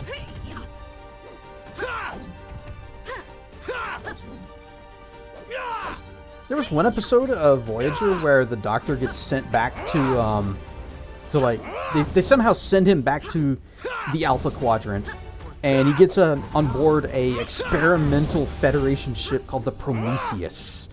And I thought that ship looked really cool, but its gimmick was the same idea that they had with the Galaxy class, where the saucer could separate from the rest of the ship, and like they'd put all the civilians up on the saucer, fly it off to safety, and the bottom half of the ship was the battle section, so it could go into a fight. Fibs! And so the Prometheus's gimmick was that it could separate into 3 parts that were all made for combat. And I never really understood how that would be of benefit. Because it's like, okay, well, you've just, instead of one mighty ship, you're now 3 weak ships. But then, I flew it in Star Trek Online. And it was actually a lot of fun to use. Except that the individual pieces were very fragile and they would die quickly. Don't get started on the J.J. Abrams Star Trek movies. That's fine. Nobody should get started on those.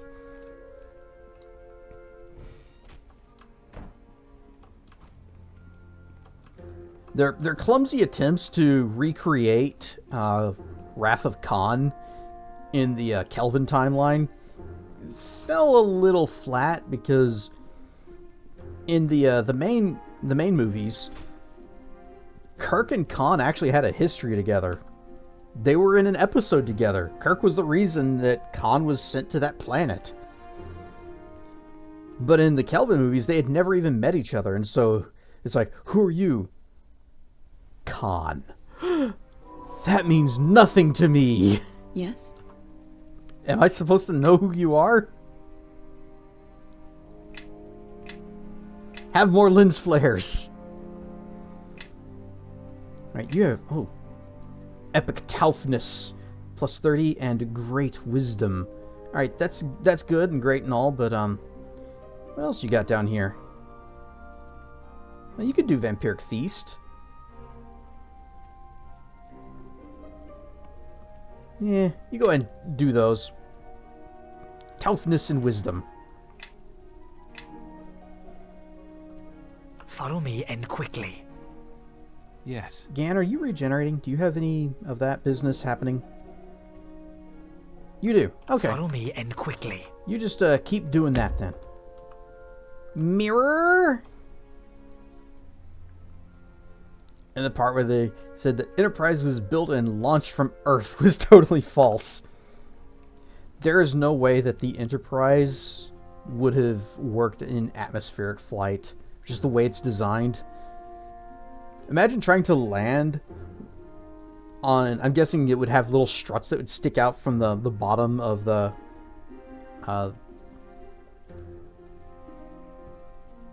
whatever you would call that bottom section.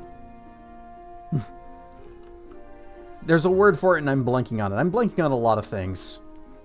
This looks to be the instructor's rooms. I imagine many secrets may be hidden in these walls. We should be watchful. No, we have keys. Dang it. These skeleton keys suck. Creak. Creak. I'm gonna bet that we're gonna do some weird light laser bouncing things. I love how they taste. Creak. What are you? Academy Elite Guards. Oh, more gnolls. Also, dragon fruit. Bit of a side note. Recently revisited the pinball arcade game. Gotta say, the Star Trek TNG table was very well done. I don't think I've ever seen it. Came from a real table, but it's good to hear the music in better quality. Oh yeah, I imagine the pinball machines didn't really have the best speakers built into them. Bonk. Okay, I'm on the floor. It seems we have unpleasant company. Hang on, hang on. Corpse-loving inbred scum. This one then. Do you have hold monster? That's hold person. So that's a no. Well, we can try this. Pop that right there. Wah, boop. Nice. Confusion. I shall do so.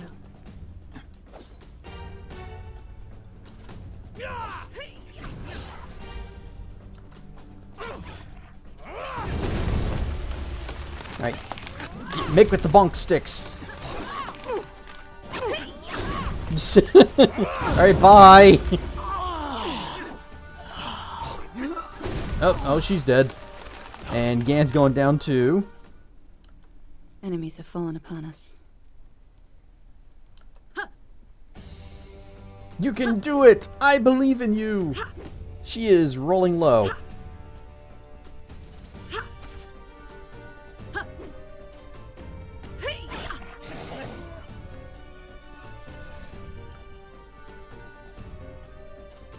Which way do we go? Over here.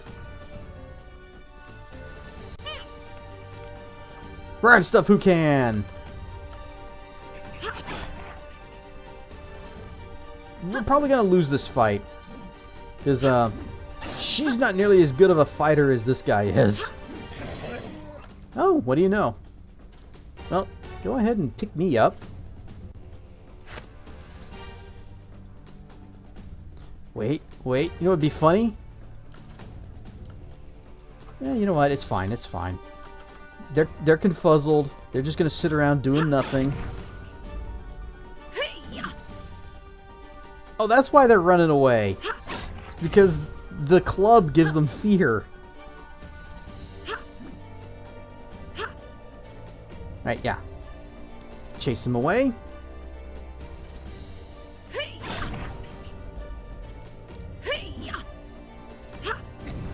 You should be getting attacks of opportunity. No, you're supposed to go through the door.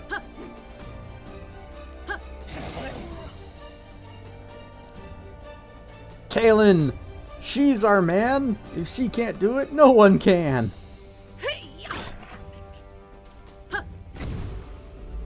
The confusion is helping, though. Yay! A glorious battle.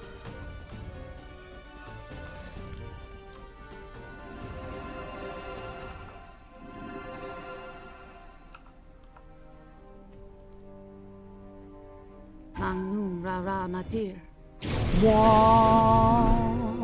Yes.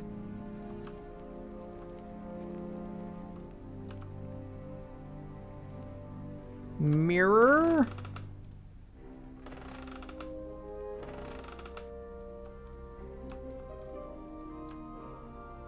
Oh, what's this? An armoire.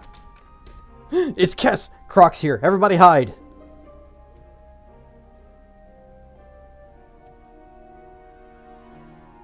I think he sees me. Kitten slippers? Oh, what do these do? I hope it's good. Crafted for a rich noble who wanted too much to masquerade as a daring thief, creeping about on little cat feet, these boots hold many excellent enchantments to aid their use in all kinds of covert endeavors. They do, however, come with a warning to use them wisely. Despite their powers, they provide no protection against a well-placed knife, as the noble found out himself when the local thieves guild wished to show their disapproval of his knightly actions. +6 dex, freedom of movement, move silently +16, gives a use of haste, or 4 uses of haste per day, and 1 use of power word petrify. Who would use some dex boots? You've already got a dex belt, but these boots are better. Oh wait, you should be wearing this belt. Here, you can have that. I'm I gonna give am you these listening. boots anyways. Or Yes? no, I should Yes. give them to Sophia. Yeah, I should give them to Sophia. Follow me and quickly. Kitten slippers. This is Yes. the best name for an item. Boop boop. Yes.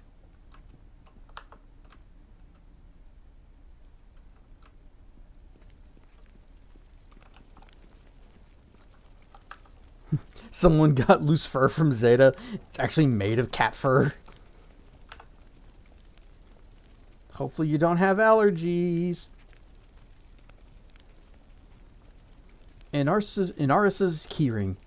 Inaris gave you the set of keys, claiming that it would open a number of little used doors throughout the Academy of Shapers and Binders, as well as a chamber adjacent to his sleeping quarters, which he requested you not enter. It did not open this door, though. Luckily, we have these magical chimes that can open any asterisk door. But not this one.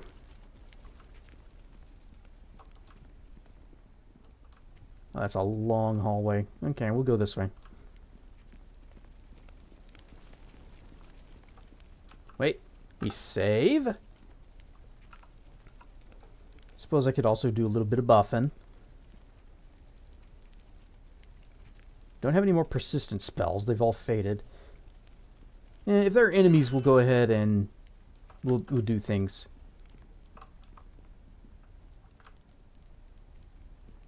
And here's my room. Pardon the mess. These creatures are all my creations. They keep me company when the other red wizards grow tiresome. That is to say, much of the time. Oh, here's a homunculus. And mirrors?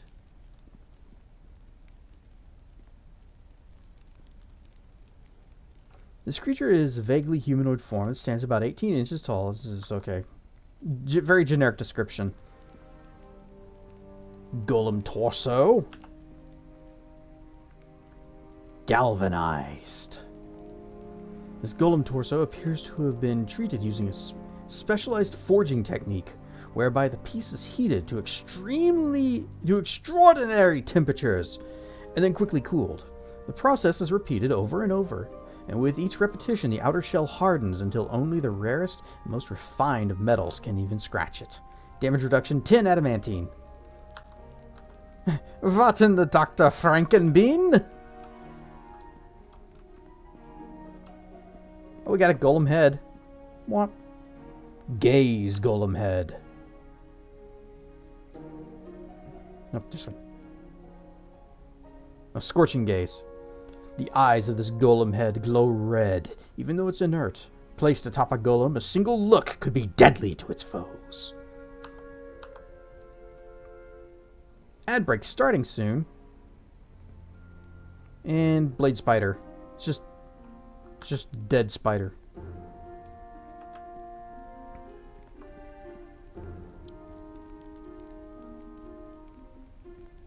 Nope, let's turn the mirror. Creak. Creak. Creak. Creak. There. What will that accomplish? Probably nothing. Unless it actually happens to, like, turn the beam around. So if I fire... Okay. So, creak.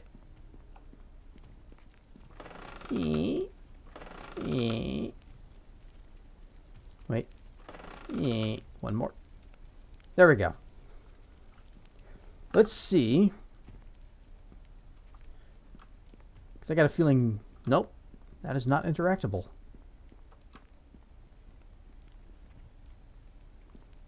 So, Sophia was not a student here. She was an instructor, because she has a room in the instructor quarters. Elder Earth Elemental. In Akachi's name.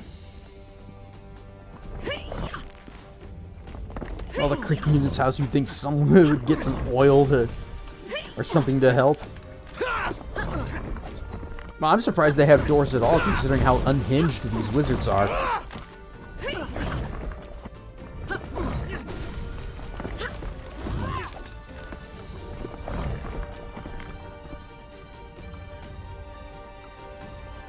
Alright, this is a good time for Shadow Shield. Cast it, please. Hurry, hurry. Shall we indulge And ourselves? ad break. Well, I'm going to go ahead and cast a heal on myself. And then... what's more unhinged? The wizards or their experiments? Styx is. Rare and Stuff Raiders, you have arrived just in time to be dumped into ad space. Sorry about that. But... I am Cassedrian. We are playing some Neverwinter Nights 2. We are exploring the Academy of Shapers and Binders. It's a Thayan wizard school. Rare and Stuff Ragna. You were playing Gambling with Friends. And I was able to catch you like early on in that when you were still kind of goofing around in the lobby. I had a really good laugh at the chessboard where the knight piece just was text that said horse.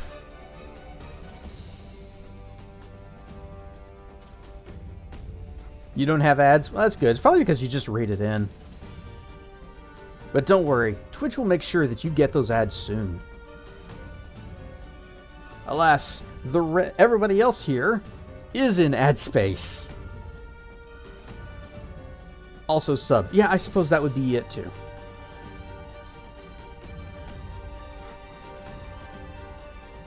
I frequently forget that people subscribe to me.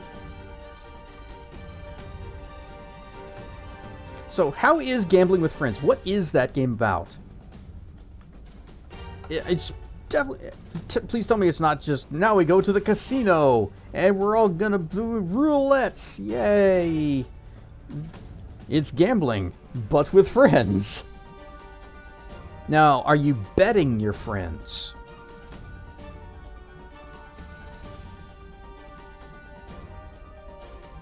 You just...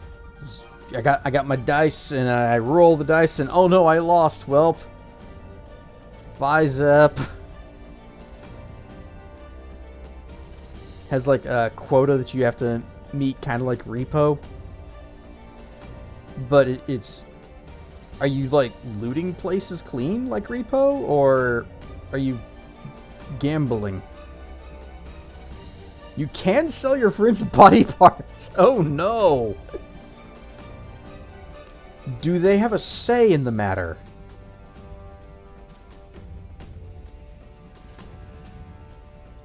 So you just gotta win more than you lose, or else it'll cost you an arm and a leg.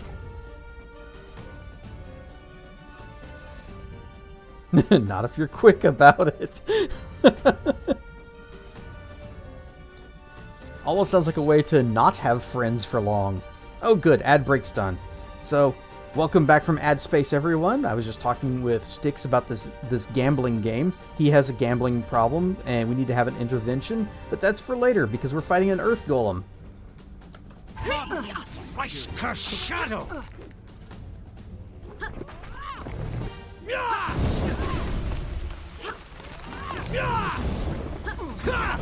Yep, I can tank.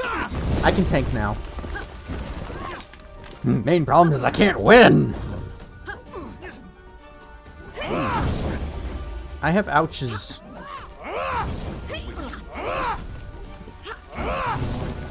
Okay, victory is achieved. I am nearly dead.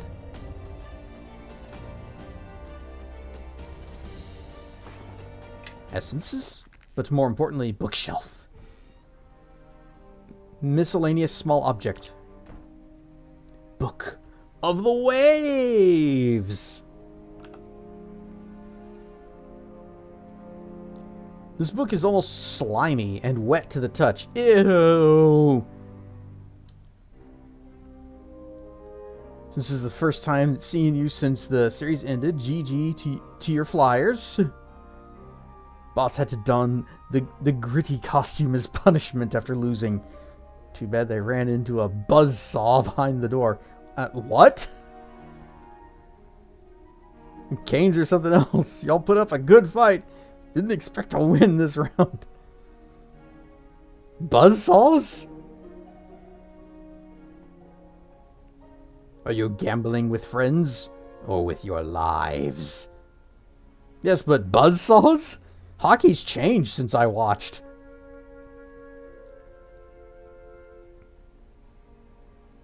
This book is almost slimy and wet to the touch. Its cover made of shark skin and its leathery pages bound together with kelp. It glows with the wavery blue shade of the deep ocean. It is not entirely known from where this book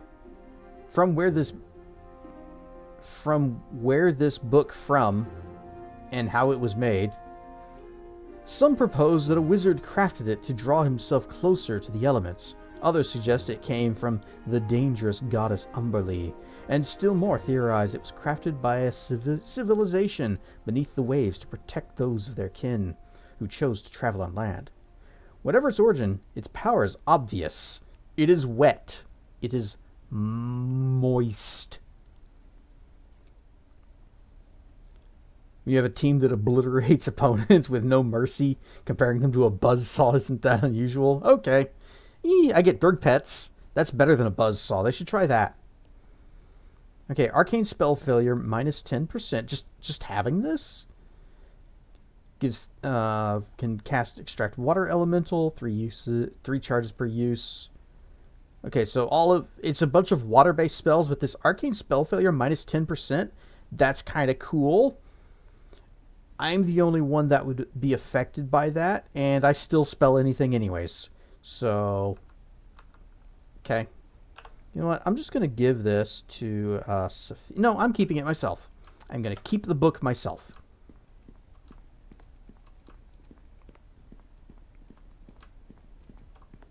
This is my book. Even though it is moist and soggy. Ew.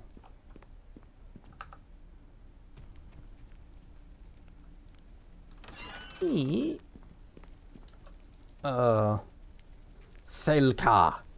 Ornok. What are you guys? Cloaked in fire and as tall as 2 humans, this hulking monster spreads its bat-like wings and cracks its whip-like tail. Great scales cover its body and like armor. It smiles, revealing large fangs that drip with a hissing venom.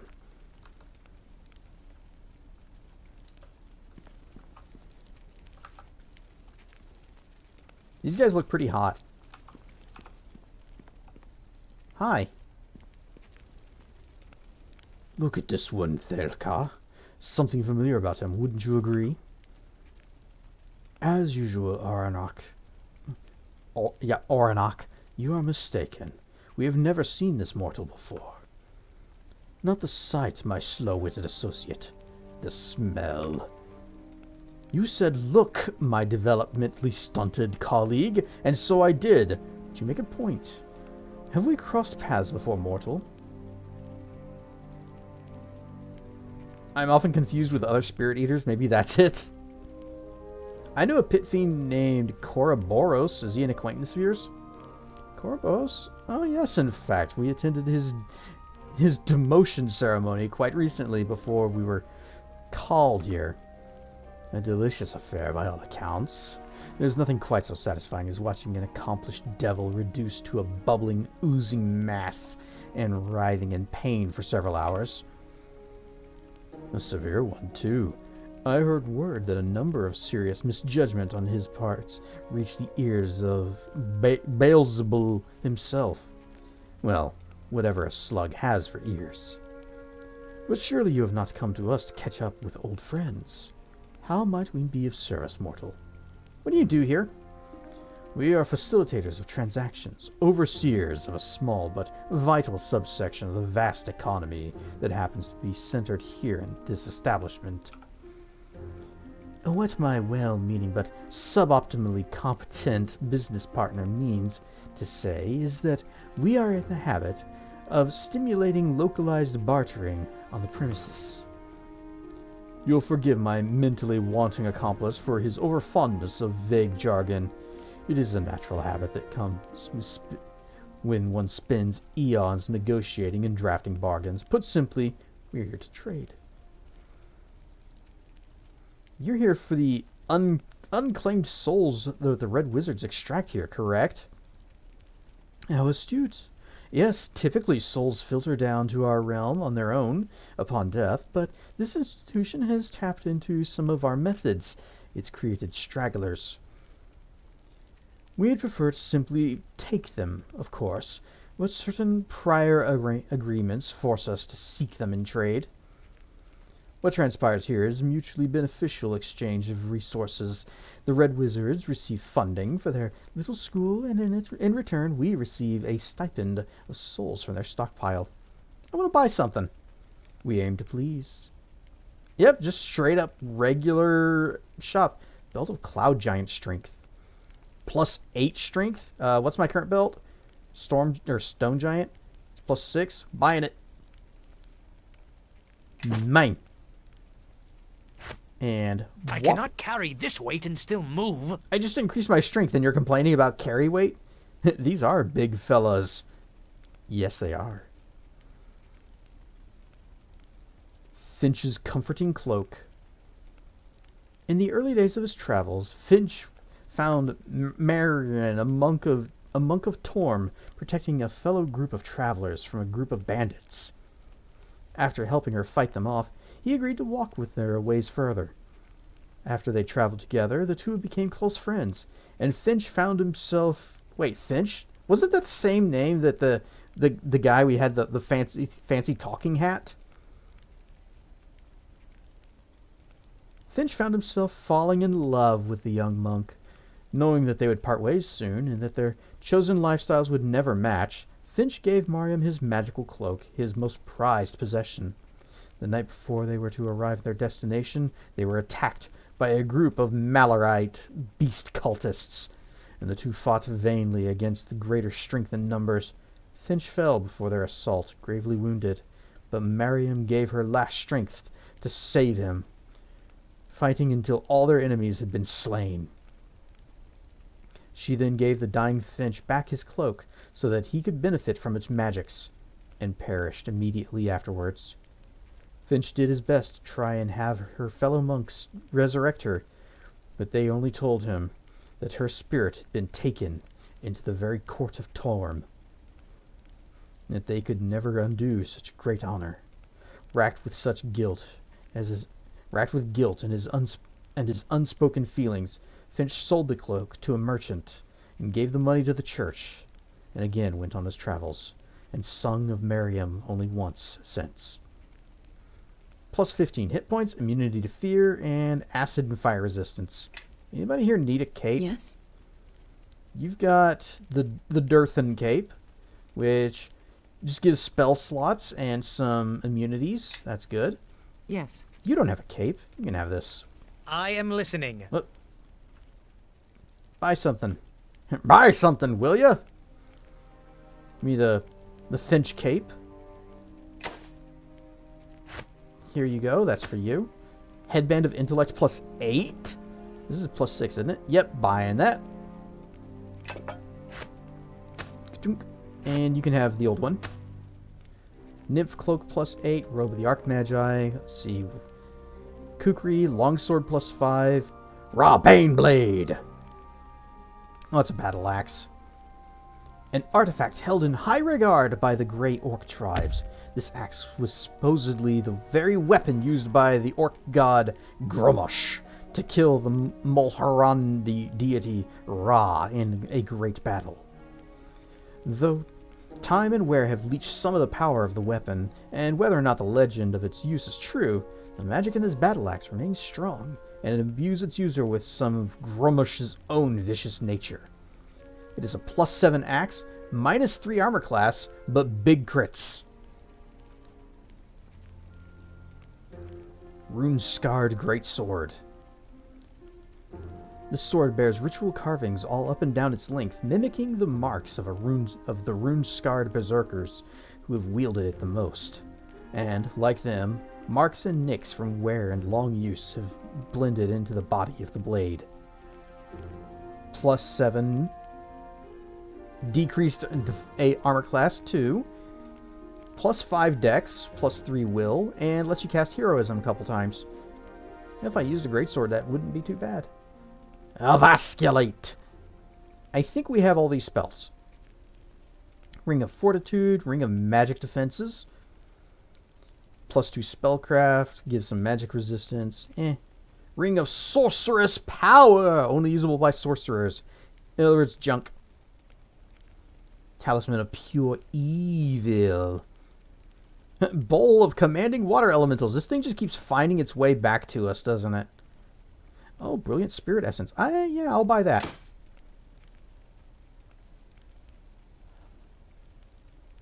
What if I bought all these? No, what? We're not going to do that.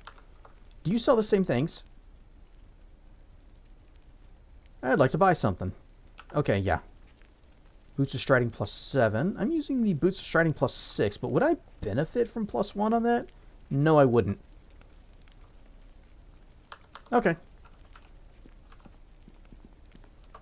Alright, well, those two guys, they had some good things to sell. Yes. Oh, you were using the Lich Skull. Yeah, this is better. It looks stupid, but it's better. And you also gave you the cape. That's it. I am listening. And did I get... Oh, I got spell slots of every level just because I got the better hat. Let's see. You know what? I completely forgot to ready some True Strikes. True Strike is a good spell when you're a fighter mage. But only in this game where it actually affects every single attack in that round and not just one attack. Are those dragons or demons? Devils, actually. I think they're pit fiends. Also, why? I got bonked. Give me a zippy zaps. Where's my zip zaps? 3rd level. Take a vampiric touch. 4th level. Wall of Fire could be useful and funny if I can, like, hold them inside it. Which I believe I can. 5th level. Boom. Oh, wait, I've already got a couple of those ready. I'm gonna do Acid Sphere. Ow, why? I'm not even making puns. The bot told me to. Where? Which bot? Firebot or Seribot? Seribot would never betray me in such a way. Blame your chat. Mask of the bot trayer. Pop. Alright. Maximize 6th level. We want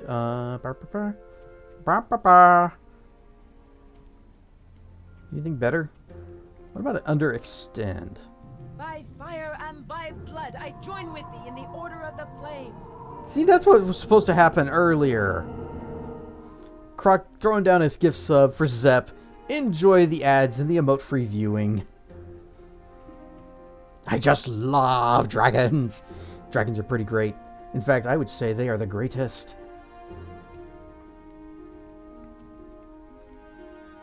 And we'll do Hold Monster. No, wait, that's extended. I don't need to... I don't need to do that. Just maximize a lightning bolt, sure. 7th level. We can do a mass hold person.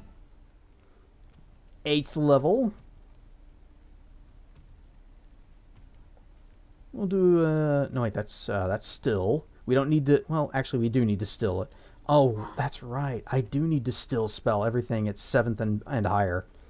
We're not quite there yet. Getting there, but not yet. So, how about just another oh wait, no.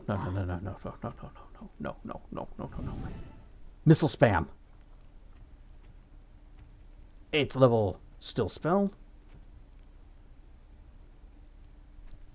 You know what? I'm going to try Evasculate. Because that does half of their hit points in damage. If they fail to save. I think if they... Yeah, on a successful, then... the subject is not stunned. Oh, is that it? Ranged touch attack, the ranged strike. And if it does it, reduced to half their current hit points. And is stunned for 1 round. And if they save, they still just take half their hit points and damage. I should have been paying more attention to what that spell does. And 9th level. That's extend. That's still. Crushing hand. Or clenched fist.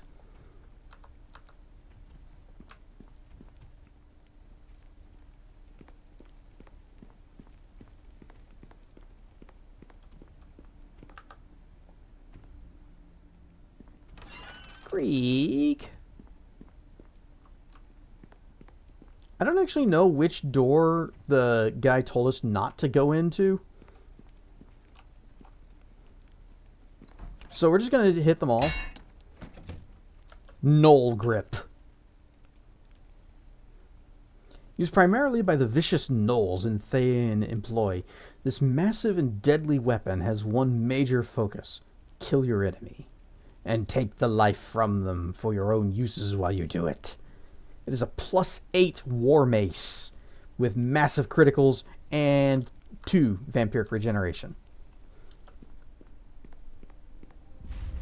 Oh no, trap! Womp womp. I got stunned.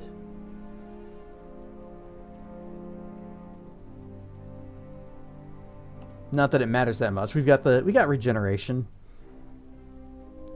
As soon as this fades, we'll search the vase and there won't be any problems. Can I open this? No. Oh, wait. Soul housing. You found this housing in the Academy of Shapers and Binders, though not in its soul depository. Fortunately, even if it is from the depository, you would not be responsible for its return. But we could take it back up and see what it says by plugging it into the machine.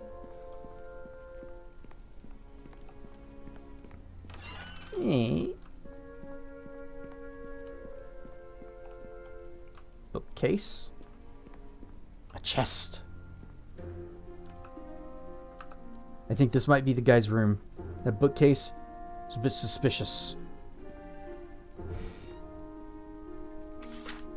Banishment.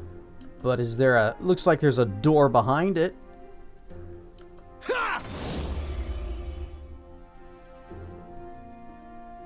There is. Well, first we need to open up this box. Ouch. It did no damage. Alright. Chimes. Do your thing! Oh, it actually worked! Huzzah! The chimes worked for once! What's in the box? A soul housing. Another one. Same description as the other one? Uh-oh, where is it?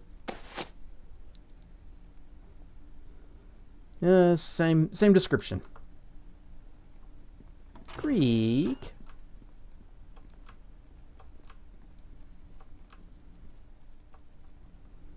Welcome.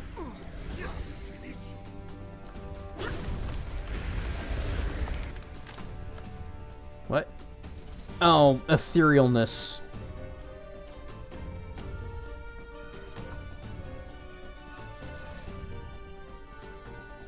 Nope, don't target him specifically. You can't, because he's got the etherealness. But he does have tentacles. Blip. Wiggly, wiggly, wiggly, wiggly, wiggly. Oh, he dispelled it. He also summoned a friggin' Baylor. That's the epic level version. Okay, so those aren't Pit Fiends, they're Baylors.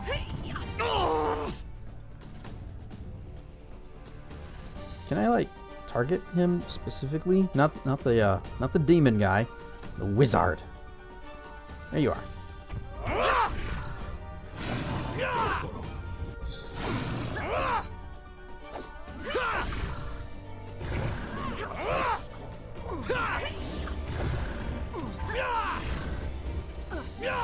Uh-oh. He's focusing on Sophia. And she's stunned. She's gonna die.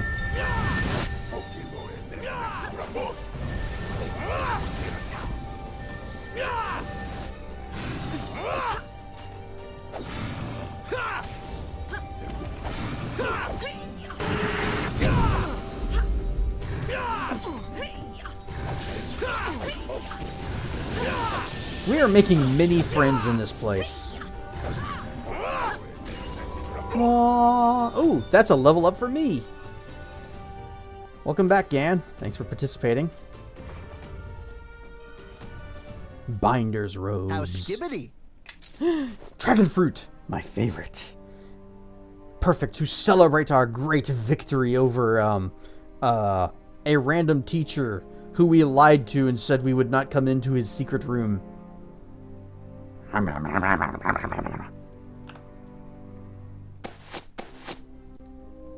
Binder's robes. At first glance, these robes look like ordinary garb worn by the Red Wizards of Thay. Closer inspection reveals that they are much more, with their origin being in the Academy of Shapers and Binders in Thaymount. +8 armor class, a 7th level spell slot, and lets you polymorph self a couple times. Anyway, box.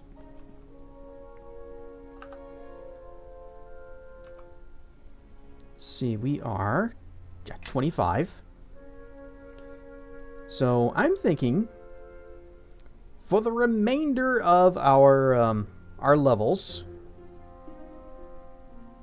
we go fighter. And we become the mightiest of fighter mages. Rarn stuff Salic. So, I love how they taste. Another one. Ah, yes. I didn't know I was going to get one of these on my as I level up reward.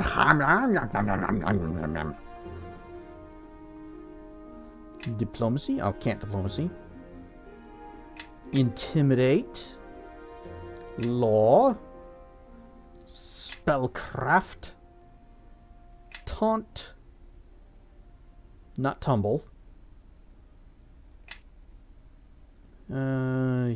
Heal. Oh, wait, we can't take heal any higher. I guess we can start putting points into appraise? And start getting some bargains whenever we go shopping?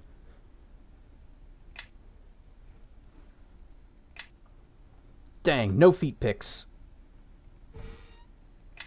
Pile of money. And so that was it. He just had a little bit of money and a bunch of dead bodies in his secret room. I'm pulling things out of fires today. Pleased with the end of the result, but boy, I'm having a beer now and a chill out. Well, welcome to the chillest stream on Twitch. This is what I would like to call this. I don't know if it's true.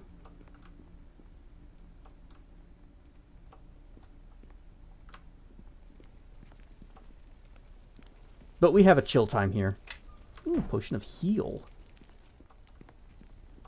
Got another mirror. Not really sure where that would come from, though. If I try to turn it so it would bounce back down this way, that wouldn't really help any. Because it's just going to send it into the wall. Any other mirrors?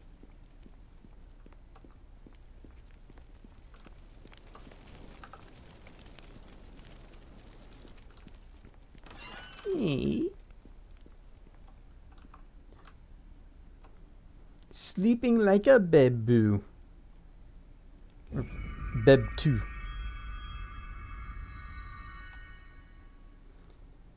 Prostrate on his cot lies the shell of a man, his eyes deeply sunken into a face so thin it might be in the early stages of decay.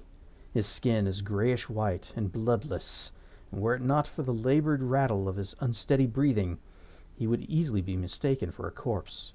Certainly he cannot be far off from becoming one himself. Flies swarm around him, settling variously on his cheeks, nose, beard, and mouth. He makes no move to brush them away. What horrific ordeal has he been through, you can only imagine. This must be the school's nurse's office. This man's lips move as if to speak, but his voice can manage no more than the faintest of whispers. You'll have to lean in closer to hear him. Lean in? Sophia has brought you. Good. It's as Nephers hoped. Bebtu, what are you doing here? Who did this to you? Don't worry yourself. I've done this by choice. And with your mother's help. It was a success! Is this called a success? If this was a success, I'd hate to see what failure looks like. Nephris asked me to keep something safe for you. She wanted to be sure it was you who got it, not Armin. It was her greatest fear. This was all I could do to reassure her, an apprentice's greatest honor. So, I don't see how putting yourself into a state like this could have been an honor. You know what? Thing must have been of major importance. The room we're in. It's a ward for the soulless. Nearly all of our most important work in this school requires human subjects and sacrifices. Subjects who lose their souls are brought here to die. Hang it, it's a $25 coupon to Outback Steakhouse. Alright, well, I guess we can go get a bloomin' onion at least. I endured such an experiment in order to have my soul transplanted for a surrogate. It's all that keeps me from death, and the very thing Nephris sought to keep from Ahriman. Why do I need an artificial? Why does? Yeah, let's all of these questions. Did you say you have a surrogate soul? You must have seen that a soul is necessary for a person's survival. Nephris thought some insight she never imparted to me seemed to know something of the mechanics of this. You know, for being virtually dead, he is quite verbose. When it became necessary to hide an object from Ahriman, she realized that the most perfectly concealed thing in the world is a soul. It cannot be uncovered or singled out from any other. It cannot be replaced or falsified. It can be taken by force, but at the risk of destroying it. Long as I live, it remains safe. Should I die, it escapes and is lost to Ahriman forever. Why do I need an artificial soul? This may be more than Nephris intended you to know, but Sophia is here, and surely her mother would want me to disclose everything if it meant her safety, so pretend I'm just talking to her and not you. The surrogate is a key, one of several. It will help open a door in Nephris's room. It was her wish that you reach what is behind it. Ahriman hunts our academy's founder as we speak. He suspects any locked door of hiding her. I don't know what is behind this door, only that sealing it to Ahriman was more valuable to Nephris than her own life.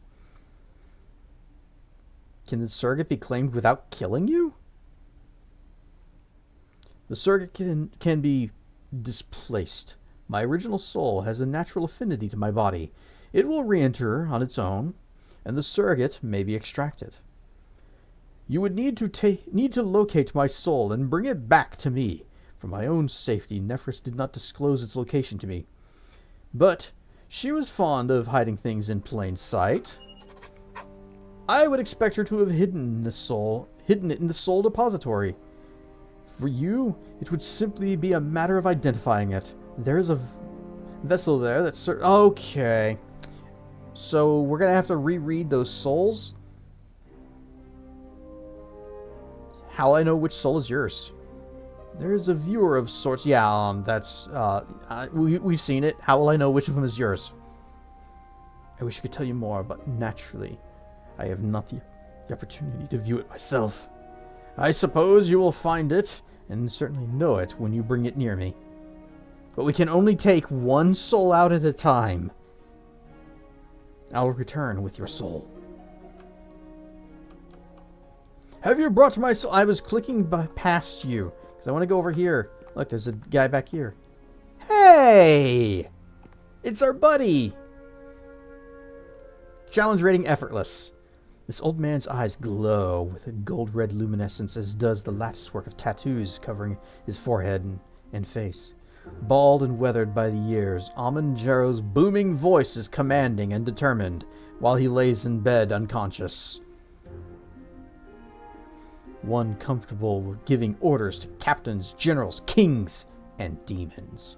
While he occasionally displays a wry smile or a frustrated sneer, his face is never relaxed, and his brow often furrowed in thought. Power radiates from Amon's body. And when he's angered, a common occurrence, the air around him smells of smoke and blood. Sup, buddy? The color is drained from his body, and he appears to be in some kind of vegetative state, but there is no mistaking it. This man is Amanjiro. Well, we got heal skill. Boom. Success.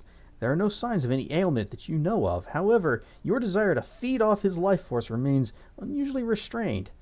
And it dawns. He's got no soul. So, can I do anything with these? No, no.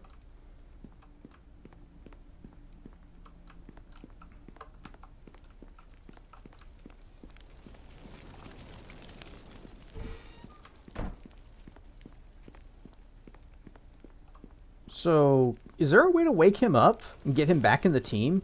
That'd be cool. Freak.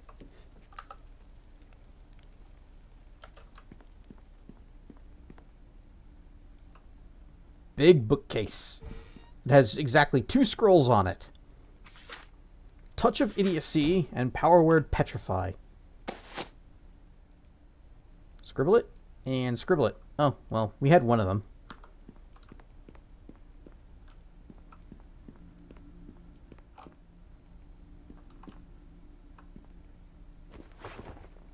Three scrolls. We got Silence, we got Dismissal, and Gate. I think we know all those.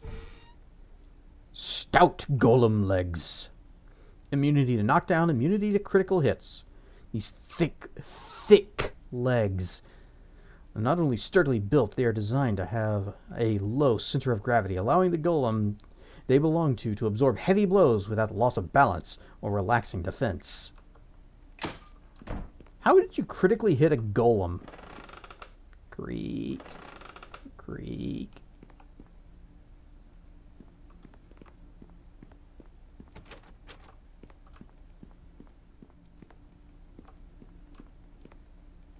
Also, what's the deal with these mirrors?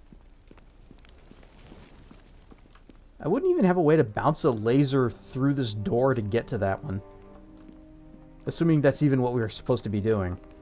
It's just anytime I see mirrors that you can rotate, I assume it's a laser bouncing puzzle. Table. Potion of heal. Nope, nothing up there. Bookcase. Burst of Glacial Wrath. And Mass Aid.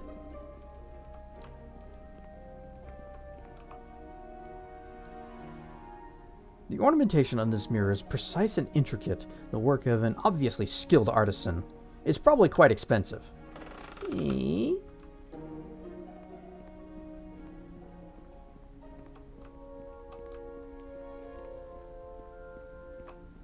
And then there's another door to the tower. Wait. Oh, yeah, Headmistress's tower. I'm surprised this is not interactable, that this is not the thing that shoots whatever laser that works with the mirrors. But we will save, and we're going to take a look at these 2 souls that we picked up. And we're going to put them into the viewing thing. Maybe one of them belongs to Jero. That'd be cool. We say, hey, we found your soul. How do I give it back to you?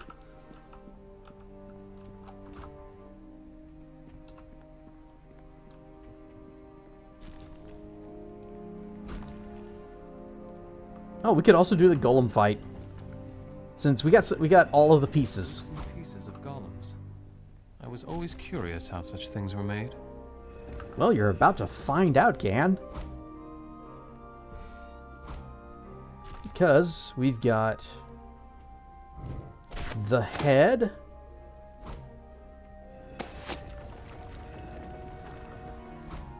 Brilliant, volatile, also brilliant. Is this going to be good enough? I hope it doesn't need pristine.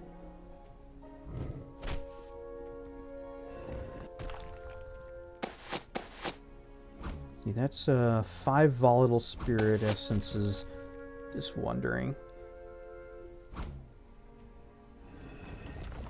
Oh, okay.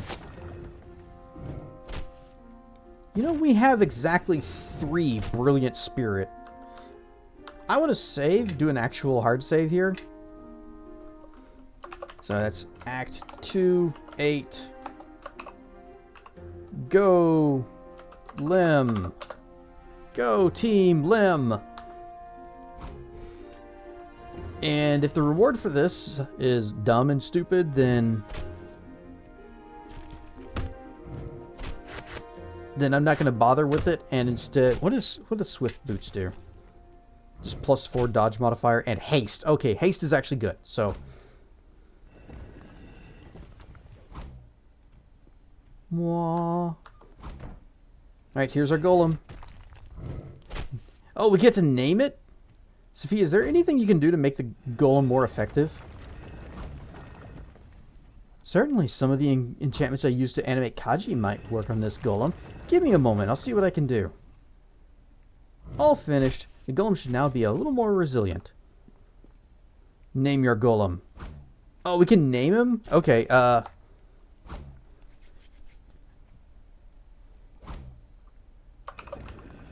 Dobot.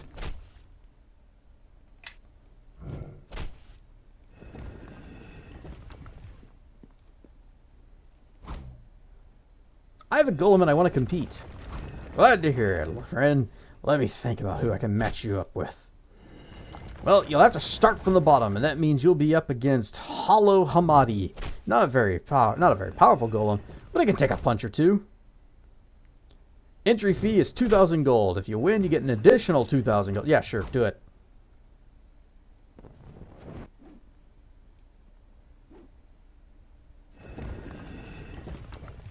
Just Dobot's kicking his butt.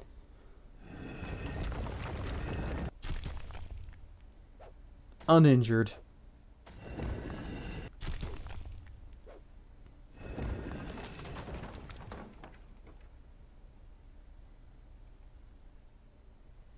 I'm gonna collect my winnings.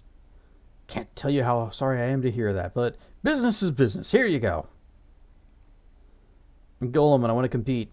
Glad to hear it. Let's see. You're on your way up, so let's get you a more worthy opponent. The Bearded Assassin should make an excellent match for you. Quick and deadly. Hope your golem's accurate with its strikes or it's done for.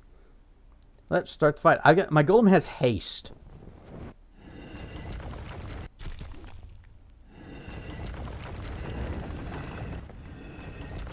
If this is just worth gold, it's not going to be worth it. And I'll just reload and we'll keep the spirit essence because we have 3 brilliant spirit, well, had 3 brilliant spirit essences, which is enough to upgrade Oku.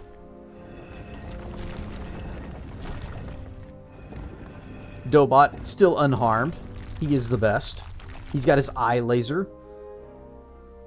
Collect my winnings. Can't tell you how sorry I am to hear that. Oh, that time it was 10,000. Or 5. Well, we won 5,000. I got a golem. Oh, you haven't fought Poroset Jr. yet? No, I see. No relation to Master Poroset. The girl who built it just thought it would be funny. Poroset Jr. hits hard. Better make sure your golem can take it. Costs 8,000 gold. Yeah, he's got this covered. He's got the adamantine thing. Oh, barely injured. He's actually doing some damage. Not as much as we are to him, but, you know.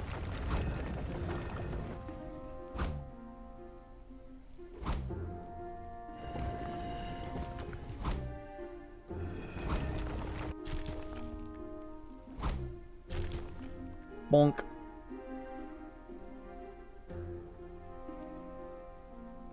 Alright, come here, Dobot. Repair. This golem should be very simple to fix. Allow me to assist you. Finished. I repaired every mend I could spot. Should work perfectly now.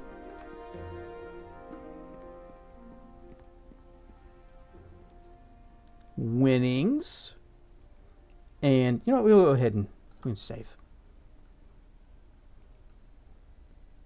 I have a golem and I want to compete. You know, you did well in that last fight. People are taking notice. The builder of Deathblade has challenged you. If you're up for it. Deathblade's a real nasty customer. Some exotic killing machine from ancient empire. His owner dips the blade of his into acid before every fight. Punches right through most golems like they were tin. Can I, like, change his pieces? So if I disassemble, do I get all the pieces back? Oh, I do. Okay. So what we're going to do, we're going to take this galvanized armor, and we're going to do the weather armor instead. Oh. Also need to actually assemble them. Where is it? Hammer.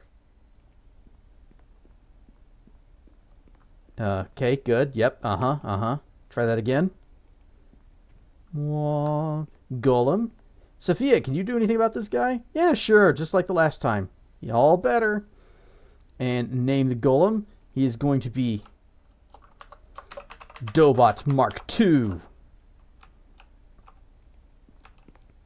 Why can I not steer? Okay, well.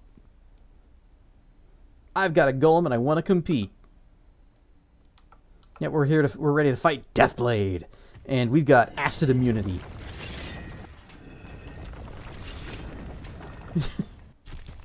Well, he is still damaging us, but that's because we don't have the damage reduction from the adamantine thing. But doesn't matter. We winning. Dobot Mark II.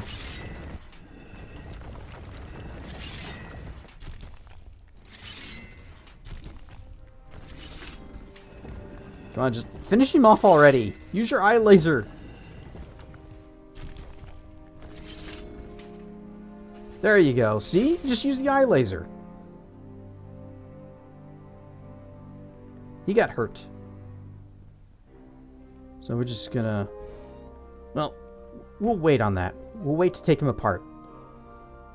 First, just repair.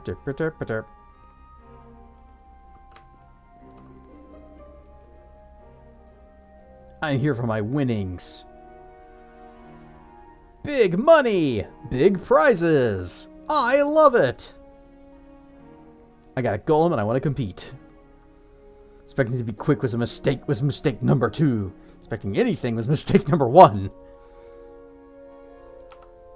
Only one golem you haven't beaten yet, and that's Maiden. Well, it's the only golem you haven't beaten that hasn't been obliterated by the Maiden. Don't have any advice on this one, except if you want to make money on this, you should probably bet on the Maiden. Not that I'd take it. The Maiden's a real mean customer. Almost turned on her owner, even. Oh, so her owner is really, really into this robot. Almost turned on her. Turned her on. Took a lot of conditioning with some pretty severe electricity spells to get her back in line. Oh, really? Well, unfortunately...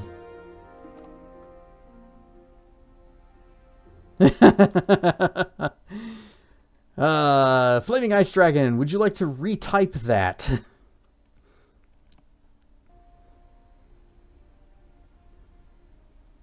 Uh-huh. Just go ahead and retype that whole thing.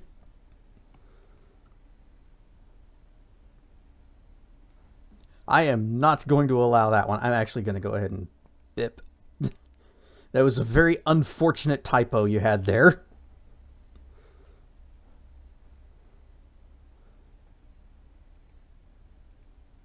Will cost 25,000 gold dollars. Big money, big prices. You fought big dragons. Hey, let's make it interesting. How about a side bet? I'm always in favor of making it interesting. What do you have in mind? I want your soul. Nah, just 100,000 bucks.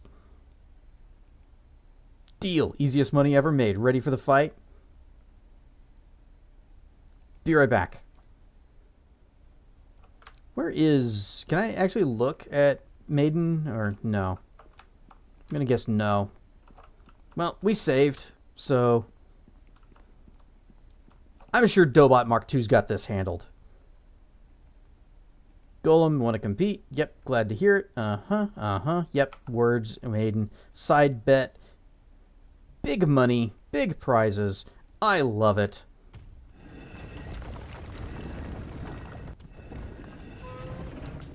Squeak! Squeak! Bzzzt. Squeak! Examine. Maiden. Its metallic automaton is twice the height. Okay, it's a generic description. Come on, Dobot, you can do this. Squeak! You got zappy punchy fists, and it's supposed to be weak to that. Oh, we are actually losing. Because we got to injured first. Yep, we are slightly behind. Come on, Dobot, you can do this. Or do we need the Dobot Mark III, which is actually just going to be Mark I again?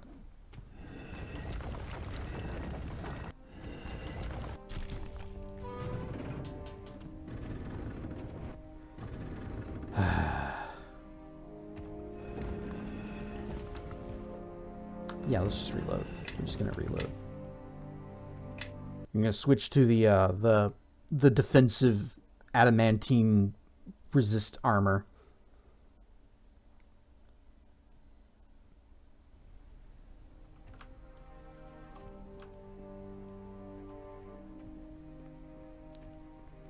So disassemble the golem.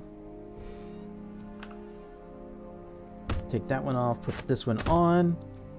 Or these weighted arms.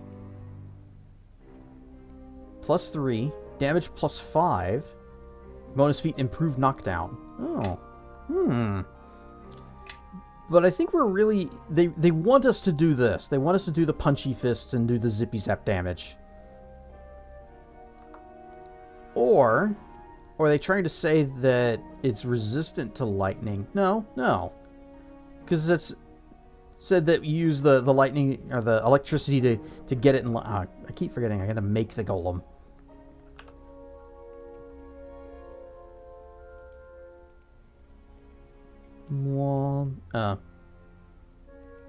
Oh wait, there you are. Sophia, can you do this again? All finished. Name our golem.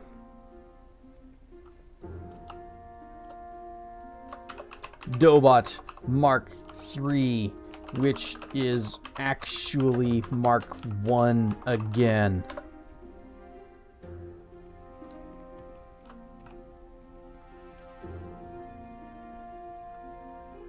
I have a golem and I want to participate. Let's make it interesting. How about a side bet? 100,000 gold pieces. Begin. Honestly, I don't know what we would do with his soul. Greek.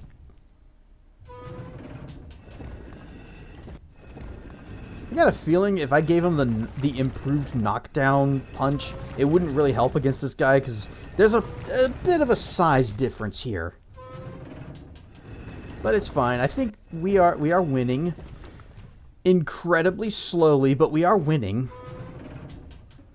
All it's missing is the Treebeard voice or the tree from Spellforce that was, "Oh, the bad guys are doing the thing. Oh."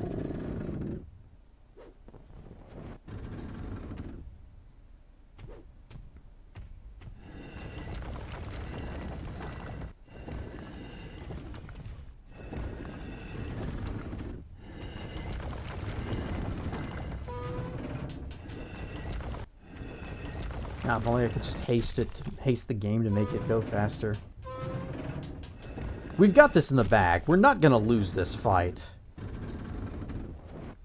Also, I wonder if I could take this golem with me. Just have him in our team. He'd be a good addition. He's pretty tough.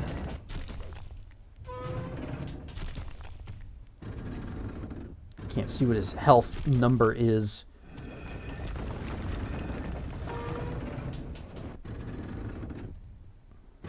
Excuse me. Just watch out for Deathblade. He's dead. 10,000 gold on the maiden. You're making that bet now, huh? The maiden's gonna make a turnaround any second now.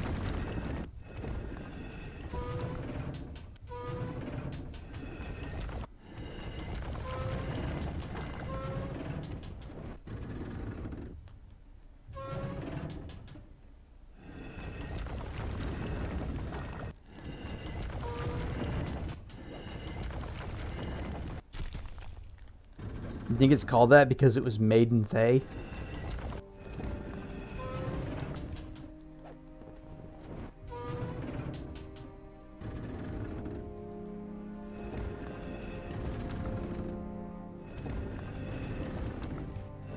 It'd be nice if we could see like the combat log and what's actually happening between them, because I am wondering what the zappy punchy fists are even doing.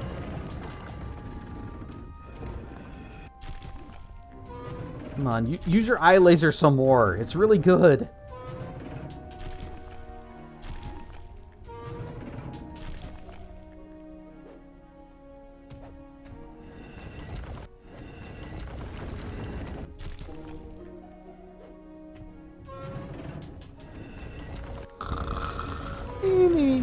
They're actually doing... Okay, finally.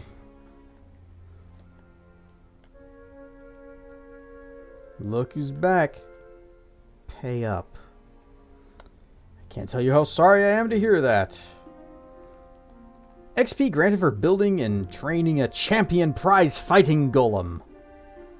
1000 XP. We also got a big sack of cash.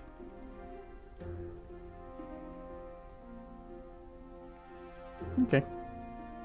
Disassemble. And I'm taking this back, and I'm just going to leave the other golem parts here. Here you go. You can have these. Is that it? Oh, boots. Okay. The student over here. 10,000 gold on Maiden! Oh, she's dead. And ad break. Okay, well, not yet, but soon. And then we will all get up and we will... Why did I come back up here in the first... Oh, right. We have souls to look to examine.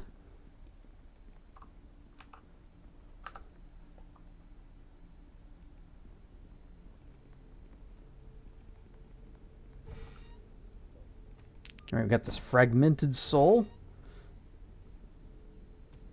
I wonder, can we leave with the ones that we're carrying? Okay, cool. They do not count toward our checked in, checked out limit. Right. Soul housing. Pull the lever, Kronk! Yep, does the things. One voice. This is bad. She said she'd meet me right after class. It's been too long. I've been here too long. This is bad. What could she have to tell me? I'm sorry? Not her. Not even 1,000 years. I should go. I've been here too long. What good would an apology even be? He loves her now. Nothing will fix that. Why did I even come here? You're so naive. So naive for hoping. Hoping for what? Pathetic. And now you're alone in this creepy secret room, and you still haven't left. She's not coming. Why would she? The door. Get to the door before... Locked. Of course she would do it. No one else knows I'm here. Aww. Well. And then the other one is this'n. Lever! Oh, ad break. Ad break! Ad break starting. Yep. Hey, receptacle, enough with the spectacle, or you shall be undetectable. The puns are quite delectable. Rar and Stuff Morgus, you came in just in time for an ad break, so I was about to go to the BRB scene, but we can hang here. I spill my drink. So... Yes? Whoop, wrong one. Yeah. Whoosh! Pull the lever! Pull the wrong lever! Oh, about to leave again, just hopping in real quick. Okay, well, thanks for dropping in and saying rar. I'm having a good day. We are making story progress. We are finding shiny things. We are exploiting the system. Had some Thoken dropped in here earlier, and he is a cool bean too. It was the first time he had dropped in. Yes, and I am who dropped in? Thoken. I'm probably mispronouncing it, but Thoken. I think I met him through Brixie or someone else in the Wing group. Oh, you haven't heard them before? Oh. But they tend to stream like much earlier in the day than I do. And I occasionally am able to catch their stuff. They're fun. They're also a fellow Black Durg.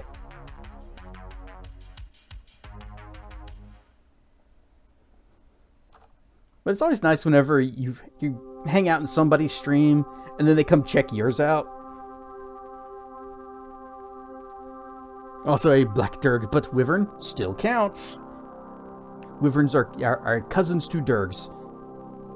We are all underneath the Durgbrella. Like, I am Anthro Durg. This type of Durg.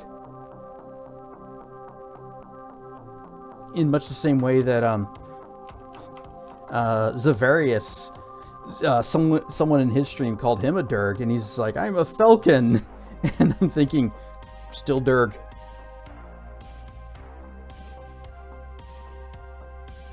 Here's a Durg, there's a Durg, everywhere's a Durg. Falcons are very Durg-like. They're like horse dragons. Some even have wings. I've never seen a falcon with wings.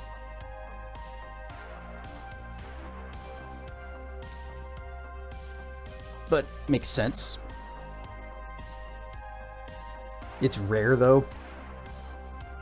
But oh, it is canon. I didn't realize falcons had a canonical design. Makes me wonder, then how come some of them don't have wings? Are some just born with them and some not?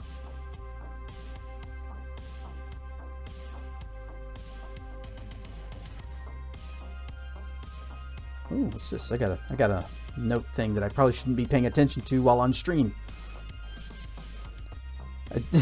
That's a problem that I have, is I am so easily distracted. I look around, it's like, you know, while we're doing our things and our just chatting, and I look down in the corner, it's like, oh, I have a notification. I need to look at what this is about. No, I don't. Not while I'm live. But ad break is completed, so we can get back to it. Whoosh. We put a soul into this thing, and then we pulled the lever, and it's going to show us what this soul is about, or who this soul belonged to, or something. Usually like a story of how they died. I am listening. And became just a soul in a jar. Notification read, pizza time! Or it read, remember to drink your Ovaltine. Alright, catch you later, Morga. See you tomorrow at the wing meet.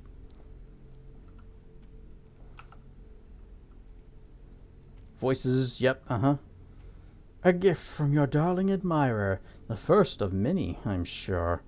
How else could he keep a woman's interest? Not with his looks, that much is certain.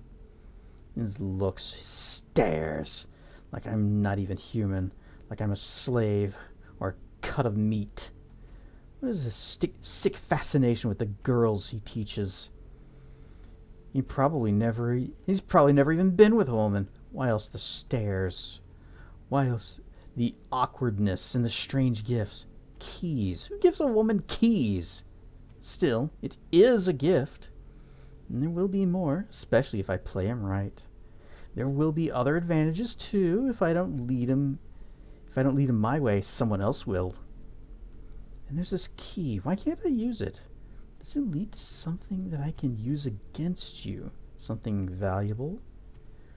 Or will you write me some drool-spattered love note about how it's the key to your heart? Either way, it's in my best interest to know what it opens. It opened the secret room that guy had with all of the dead bodies. The soul is split and then melted back together with the latter is a result of your success with the method experiment. However, dimly through the housing, you can see several discrete sources of light, where you would expect to see one continuous source. As with the methods, restoring a meaningful order to a set of objects whose connection and coherence has been completely severed seems to defy some natural physical law and may be preordained for failure. I still want to keep it. That's our trophy.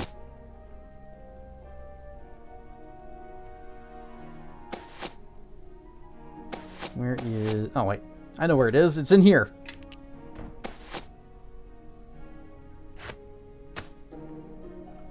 Alright, we need to find the soul that belonged to that one guy. This one's empty. And that means we need to read through all of these again. So, number 127. Beep, boop. Voices surge.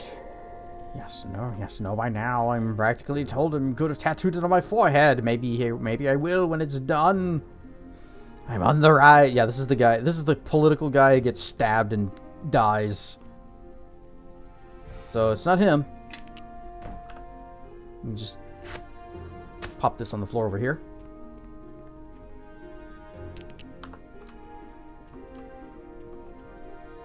$91 and $223.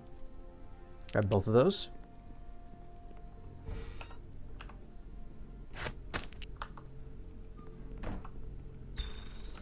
And voices. So perfect. Quiet too. Not fussy. Must have got it from me. Okay, it's probably not them.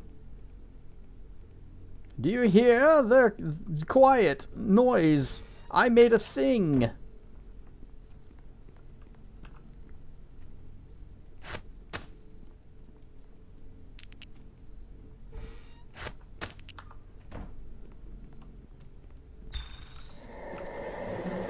Maybe it does nothing. Maybe I'll pull it. Yep, this is the guy that pulled the lever. He pulled the wrong lever, Kronk.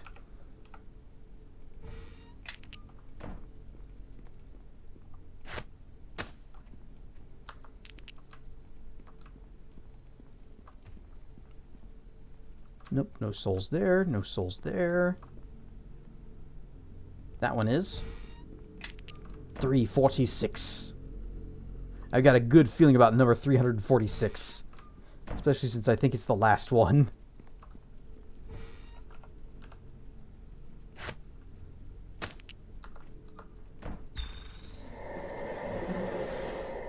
Such an opportunity, such advancement to be in her company, to know what she knows, what work she does, the forefront, the absolute forefront, foundations of the universe, comprehended, iron law made pliable in her hands. This is the one.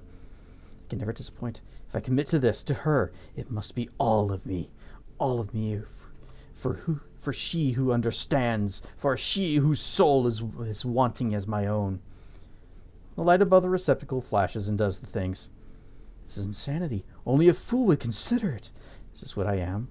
Would she even notice? Fool. It's never been done. Never been done. Has she ever even attempted anything similar? Or did she ask me without testing? Would she do that? She would. If she needed, she would. She'd do it for him. Who was he? Did he go through this? Or worse? Nothing is worse. She'd have to see that. Have to notice. I'll die. I'll die for this. I'll fail and I'll die in agony like the rest of those poor wretches in that nightmare room. I'll die. This will all be over. Good. Good. That's the one.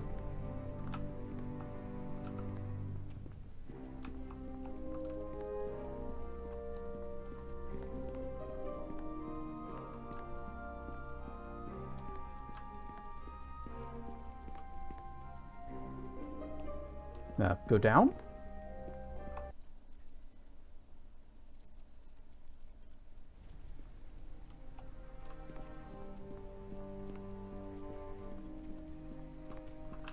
All right, nightmare room. Back down here.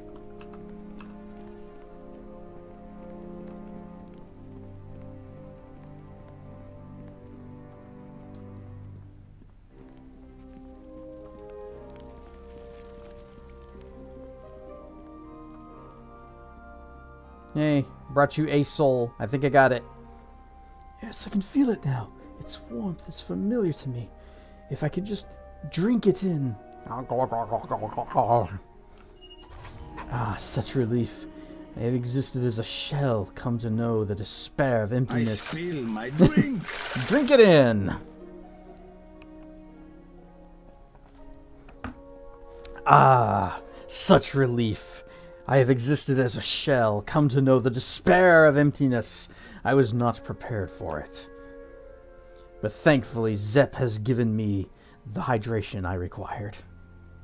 The surrogate is collected in my soul's place. As Nephrim said it would. Such an inscrutable woman, my mentor, but wise, like no one else I've ever known. I'm somewhat lost without her guidance. Thank you for your sacrifice, Bebtu. I'm glad it seems to have paid off. Paid off? Who can say? This is what she wanted, though, so I did what I could.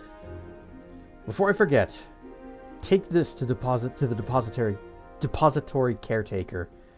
You do not want to earn his wrath with an overdue soul.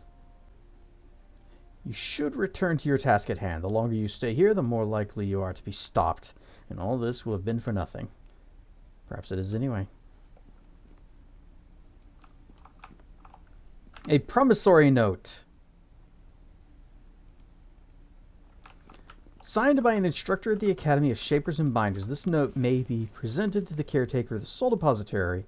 It is considered equivalent to having returned one of the souls you checked out. Okay. I don't know if we're going to need to check out any other souls, but maybe we will?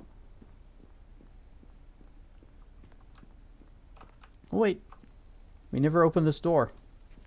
We never figured out how to open it. I'm guessing I blast it with a laser or something, but that didn't seem to happen.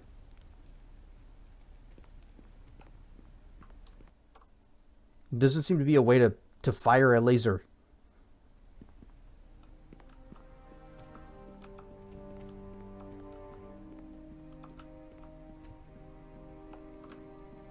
I wish I could ask Sophia about it. Say, hey Sophia, what's the deal with the instructor room and the mirrors? Is that a thing? An instructor gave me this note so that I can check out souls again. That is acceptable. One of your checkouts is now forgiven.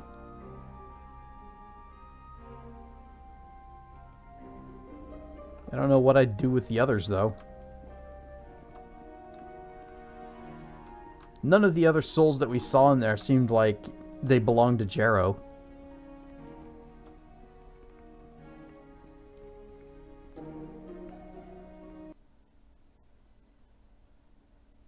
Maybe after some skoomba. Just drink a little bit of skoomba, and then whenever you wake up again, who knows what miracles have occurred.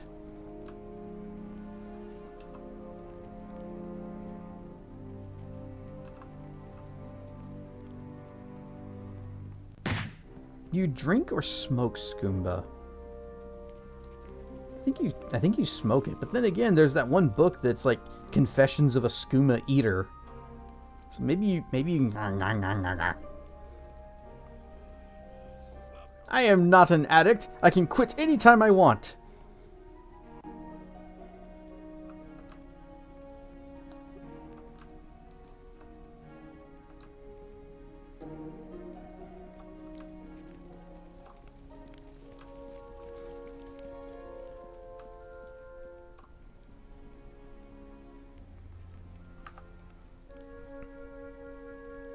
Creek. Okay, to the tower.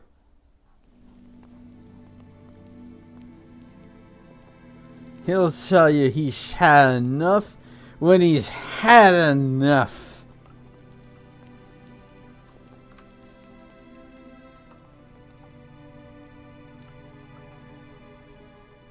Suspicious fireplace.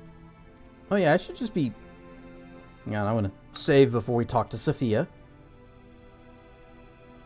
Masked witches, eldritch hags, and a red wizard traveling alongside. I'm beginning to think you gave yourself this curse to meet exotic arcane women.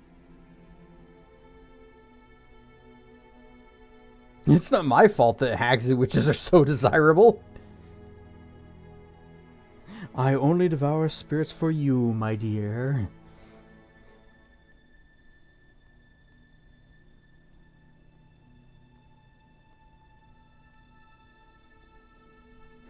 It's not my fault that hags and witches are so desirable. You certainly would have found your perfect woman amongst the coven. Yes, well, be careful. Magical women make for dangerous mates. That can be solved with a great deal of ale.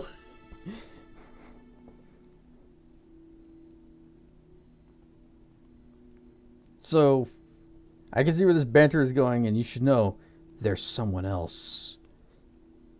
Yeah,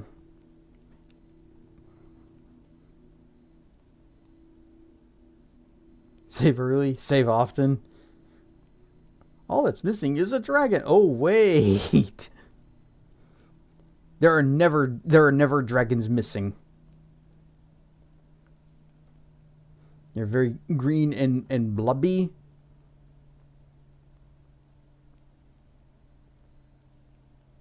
Huh?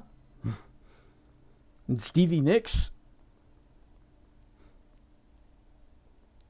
Yeah, look. I have a girlfriend. I think it was kind of vague. It happened rather abruptly. There's also... Oh, witchy and danger. Witchy chicky. Green and not really blobby. Nope. In fact, you are quite handsome.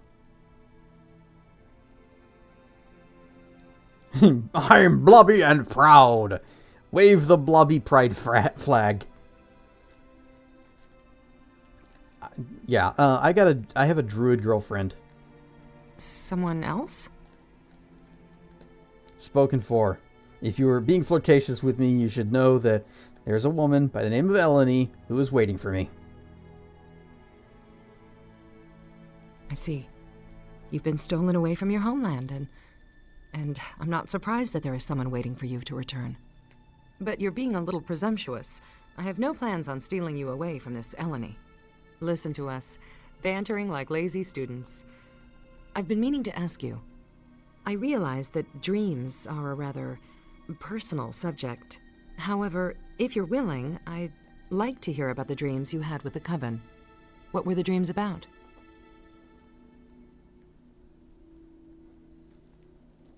I have a girlfriend. She goes to another school. You haven't met her. Oh, she lives in Arizona. Yep, it's pretty far from the Forgotten Realms. You know, Arizona. I saw an old companion trapped in a wall of doomed souls. I was in the Vale Theater. Magna and the actors maybe play a role in a drama. Interesting. This reinforces Leanna's part in the puzzle, even if it provides no answers. What happened in this dream? Donut, indeed.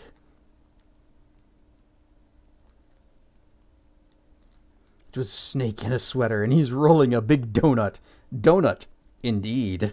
That was the perfect catch.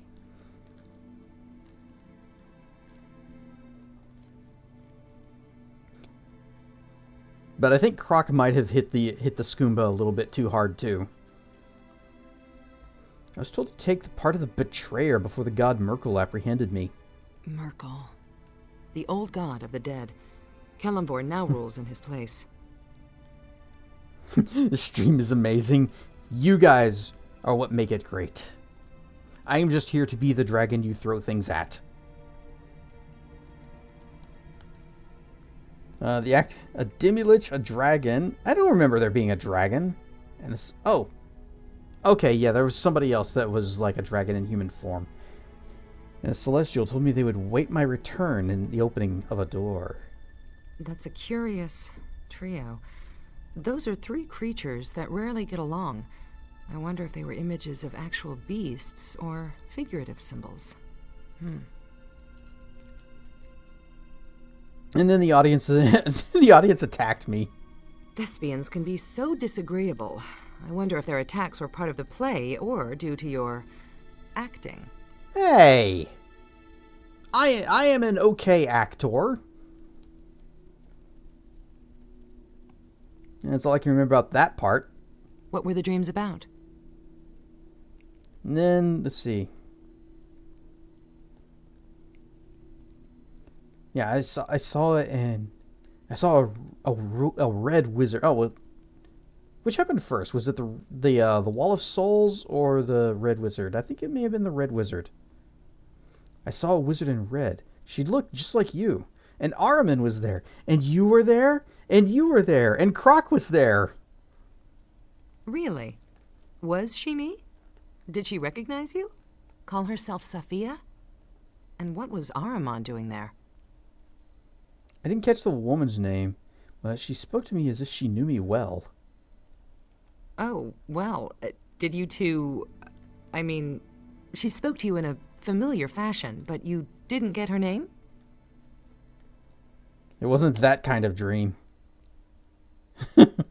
No, I don't recall her saying it wasn't that kind of dream. Oh, of course it wasn't. I mean, obviously not. I mean, it's fine if it was, but... You know what I mean. The only person I know who looks anything like me is, well, my mother. What would she be doing in your dream? The woman implied that Ahriman was hunting her. That sounds oddly fitting. If you were dreaming of my mother, Ahriman wants her dead. And Ahriman spoke to me as if I was his brother.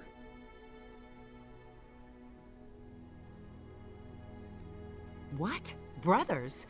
How could you be related to that murdering... Of course, it was merely a dream. There is often no connection between slumbering thought and waking reality.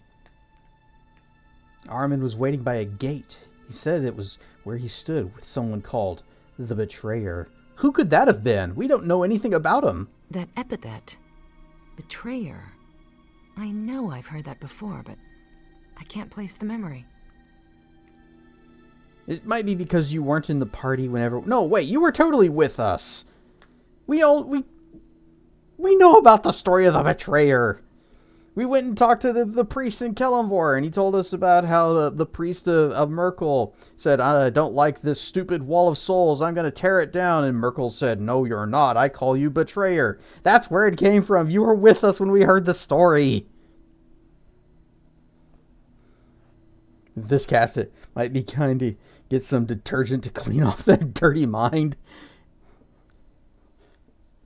Stinking Thayan's always in the gutter. They're never pure and clean and innocent like me. Anyway, that's all I remember from that particular part. What were the dreams about? And then I saw an old companion trapped in a wall of doomed souls. A wall of souls? Who was this companion of yours? His name was Bishop. He was mounted to the wall and clearly in pain. Bishop? What was he like? Well, he betrayed me, actually. Now he's found proper justice. He's a clever man. Always knew to look out for himself. Nah, he betrayed me. Now he's found proper justice. I don't know if I'd call that proper justice. Even though the betrayal was kind of, maybe a little bit earned because I did treat him like dirt. But he was also a jerk, and I hated him anyways. When I mention green and blobby things, it makes me want to write some more Gruntilda zings. Unfortunately, we killed that witch back in the last stream. Well, no, 2 streams ago. Yeah, he betrayed me. He's dead. And he was bitter, angry, a little more. No, the betrayal is kind of the most important part here. I see. So what else did you see in the dream? Well, the wall was rather unusual. I've read stories about such a wall. I can't recall the particulars.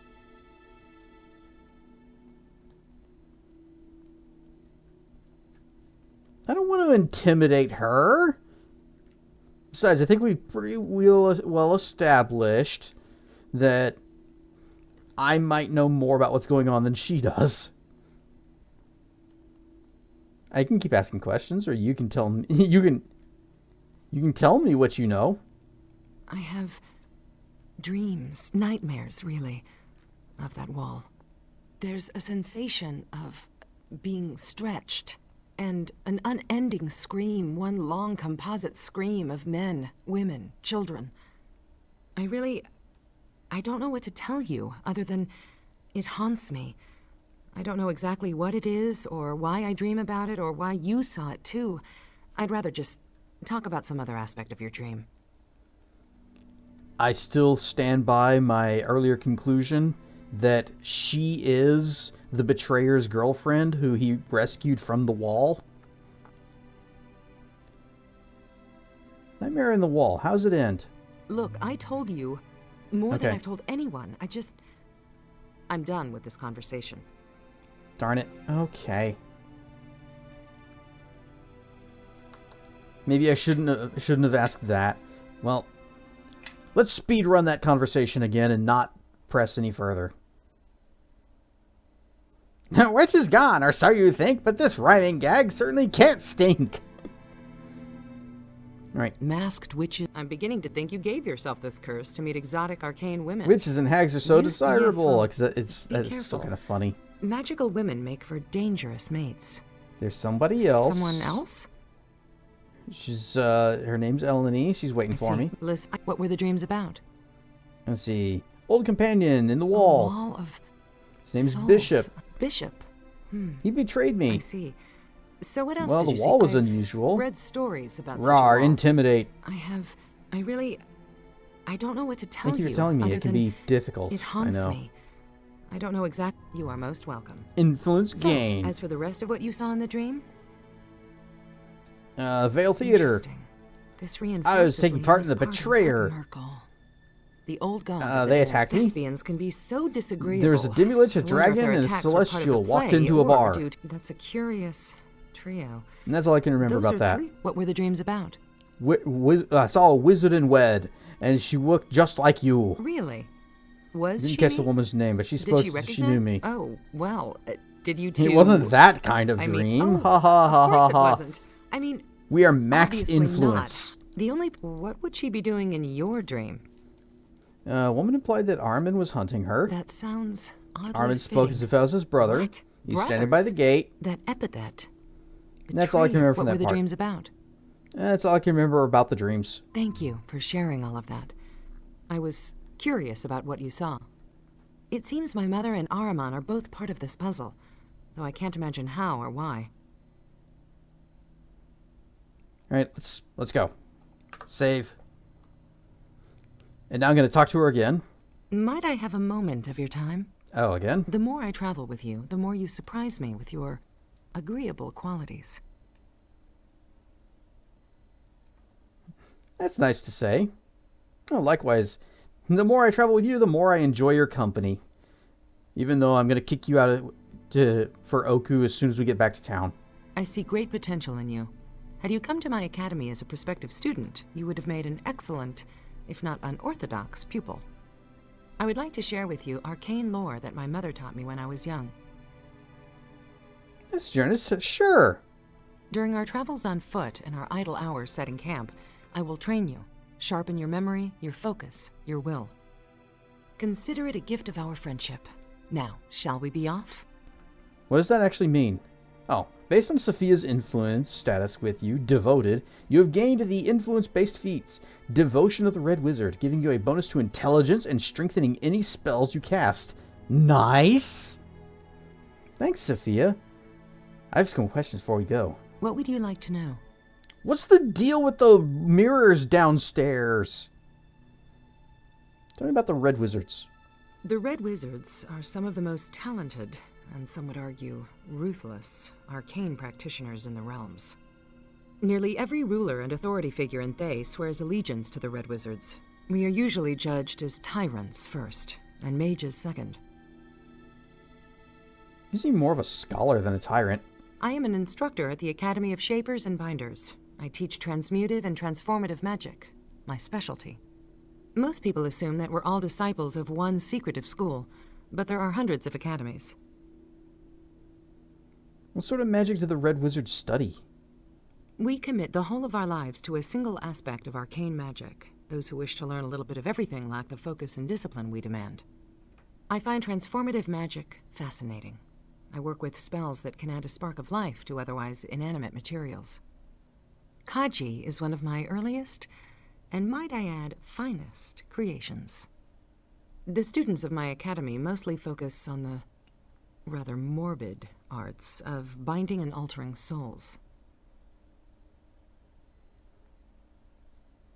She mentioning Kaji just reminded me that she has Kaji, and we need to take him downstairs and see if he can just pick that lock. You don't seem to fit the common perception of a red wizard. You were kind to say that. I was fortunate to be raised by my mother and Master Jaffe. The two of them made certain that I grew up to be a magician, not a despot. Do all red wizards shave their head and wear tattoos? Yes, though it is not a matter of fashion. Our tattoos are traditional symbols of arcane strength, and they are inked with magical enchantments that focus the bearer's will. I'm not gonna say this because she might get mad. Something else. What would you like to know? What's the deal with the mirrors downstairs? Tell me more about you. What would you like to know? Let's see. I want to know more about these voices you're hearing. For as long as I can remember, I've heard whispers, words, shouts, and mutterings. Sometimes at a deafening pitch, sometimes so quiet I barely notice. But it's clear that I'm the only person hearing them. For a very, very long time, I thought the voices were a sign that my mind was peculiar at best and fatally unhinged at worst. And before you ask, no, the voices have never taken control of me or forced me into action. What do they say? Most often, gibberish, fragments of words, sentences so quiet they might as well be a mumble. Still, there is an occasional bit of guidance, dissuading me from foolish mistakes, or warning me when an unscrupulous classmate is trying to deceive me. What do you think the cause of the voices? You think it's the other souls that were brought with you when you escaped the wall? I've tried every divining cantrip, every scrying spell in the Academy library, and they've told me nothing. The voices seem to be coming from both within and without. Oh, thanks for telling me about them. Oh, well, usually people associate voices in one's head with raving lunacy. In other words, you're welcome.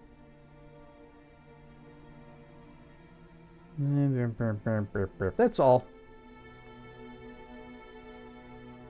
We tried to figure out what the gibberish was saying, but all we could get out of it was tavern and wasted and left something behind. This is, or rather was, my mother's private sanctum. I hate the notion of Ahriman staying here. I'd rather burn my mother's books than have Ahriman read a single page of them. What about this? Behind the fireplace. Singed scrap of paper. You found this burnt piece of paper in the ashes of Nephris's fireplace. Though very little of the original paper is readable, it looks like the message was a short one anyways. It reads simply, "Seal the door." This door? Womp. To the classrooms. Okay, so... Nope, we got a book over here. The lab journal. This thick volume appears to have been cast aside during the apparent ransacking of Nephris's tower in the aftermath of Ahriman's coup. Unfortunately, there's nothing in here that obviously points to how Nephris planned to contact Merkel. Its pages are mostly filled with cryptic scientific shorthand that was probably only readable to Nephris. There is, however, a legible table of contents. That's replication.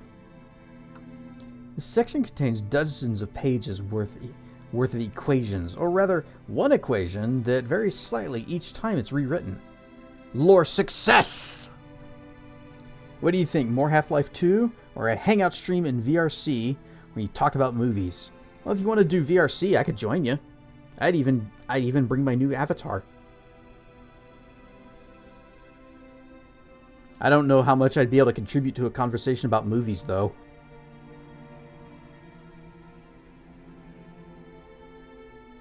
You realize you're looking at a very long series of attempts to solve the equation. You're also able to discern that there is still one unknown variable in the last iteration of the equation. Nephros was unable to balance it completely. Several pages after the equation are blank, and you find a remarkably thin key concealed in a hollow carved into these pages. Sure, we'll take that. Hey, I'm not done with this book. Yep, thick volume, Division. Alright, I'm bad at math, so division is going to be really hard for me. Certain elements of the myriad formula in this section have been circled or otherwise highlighted, and there is one final equation at this section's end that is circled in its entirety. Interleaved with the scientific scratching work are sets of data, the results of experiments perhaps. The name of the subject of these experiments has been scribbled out beyond recognition. What about synthesis? By far the longest section of the journal, there is evidence here of hundreds of experiments on the subject. The experiments do not appear to have gone well. Nephros has noted failure at the conclusion of each one. These notes tend to grow more despondent later in the section. Her scrawl is larger and more volatile, and the messages themselves indicate growing frustration. The last experiment contains a schematic for a layout of a pair of rooms divided by a wall of bars and a single door between them. Its results are crossed out haphazardly. Below them is a single written phrase. What else?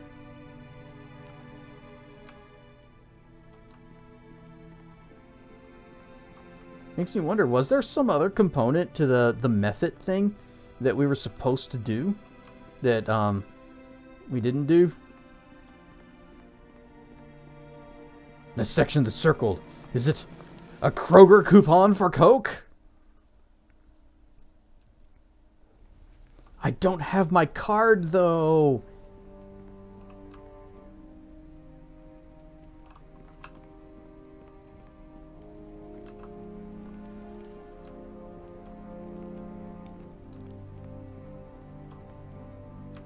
My card was stolen from me by those gargoyle things that took me from the Shadow Man's lair. Yes. Wizard, summon your dude. Yes? Go pick this. Pick. A specific item is required. I am listening. Wait, we got a key. We got that thin key. What else was the last thing they wrote before they had the nervous breakdown, joined the circus, and were never heard from again?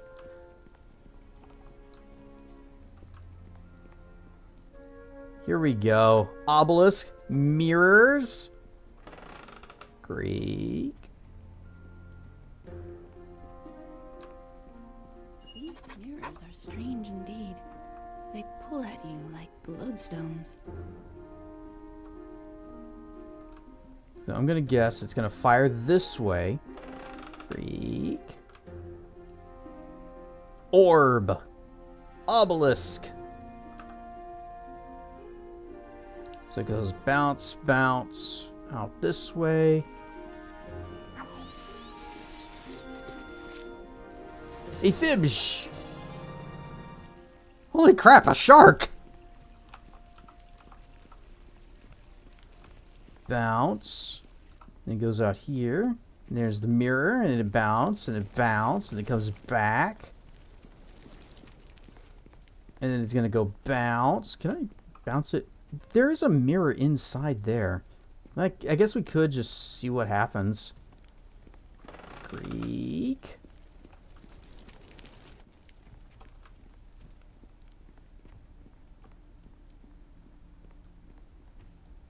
Okay. And we will fire the laser. Well, what would that even accomplish?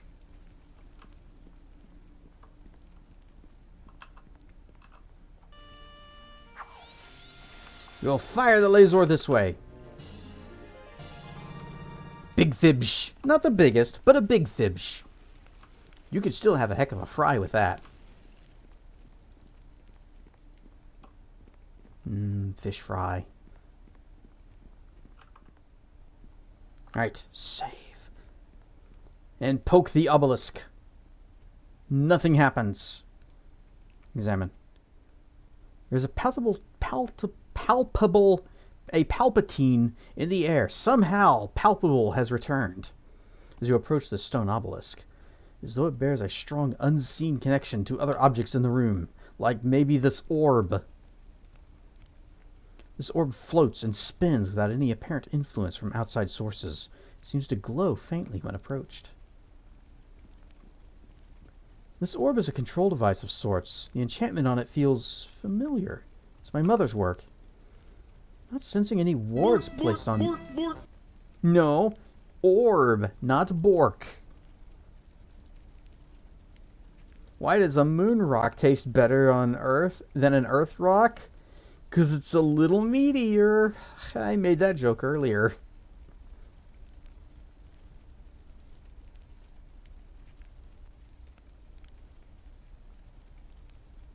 Alright. I'm going to poke it. I'm not sensing any wards on the orb, so go ahead and touch it. Or bring it with us. Okay. We'll poke it. Oh, rainbows!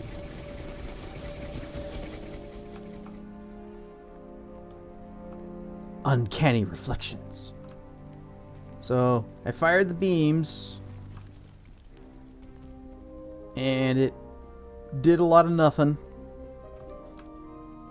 Or maybe it reveals something, but only for a moment.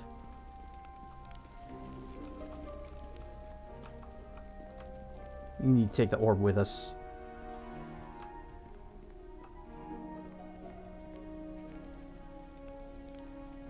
Determine the purpose of the orb. Oh, spellcraft. Examine the orb for enchantments. Success! Because we're good at spellcraft. Aside from the obvious floating enchantment, you are able to determine that this orb is bound by some unseen energy to the obelisk nearby. Further, touching the device with your bare hands appears to be a way to funnel energy to the obelisk. Well, let's take it. Follow me and quickly.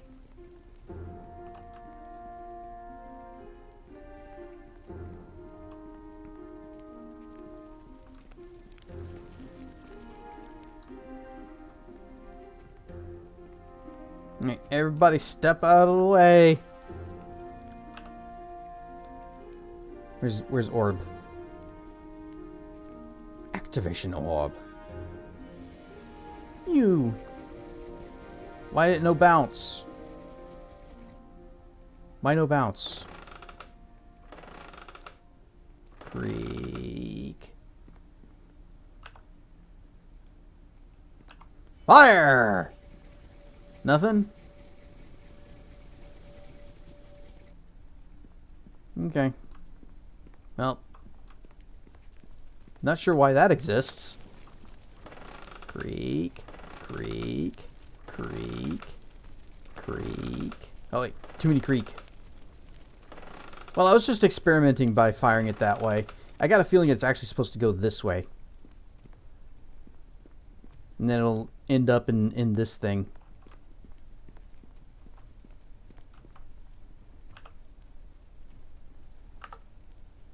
So the beam's gonna hit this crystal and probably do something shiny. Pew pew pew pew.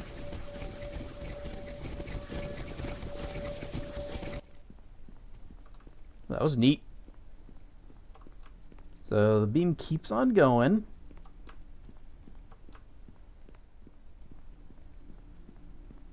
To there? To here? Creak. Creak. Creak.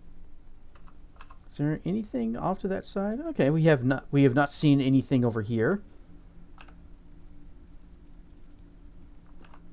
Fire!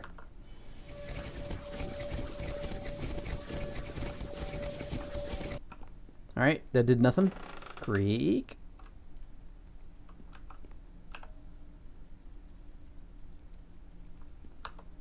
Fire!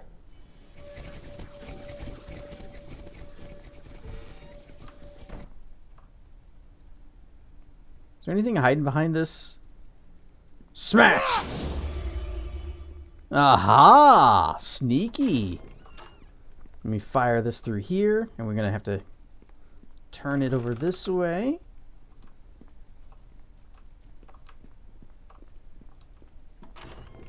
Why is there a guillotine right here? Eee.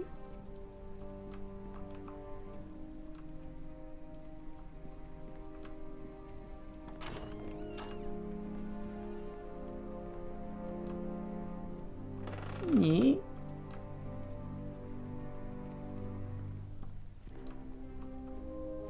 And puzzle solved.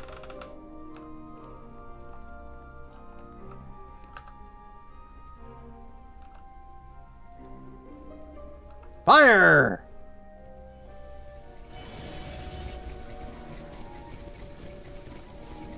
Alright, did we win? Do I need to stand in this? Fire!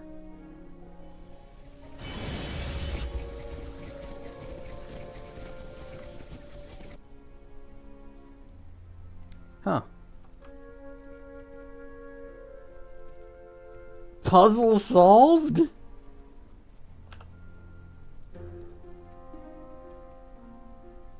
This orb controls a strange device in the instructor's quarters area of the Academy of Shapers Binders. It seems to propagate a beam of light. I mean, you can use it an unlimited number of times. Confused victory fanfare. Da da da da da da da da da.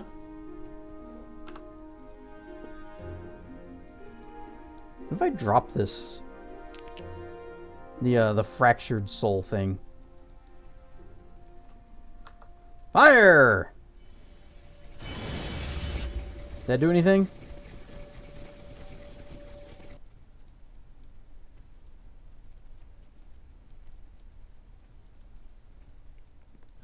It appears to have done something in that I can no longer pick this up.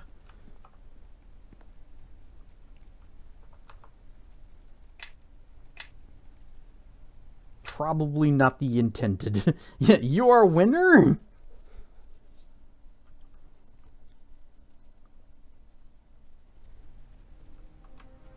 Sophia, tell me more about this place. If there's something I can do for you, just ask.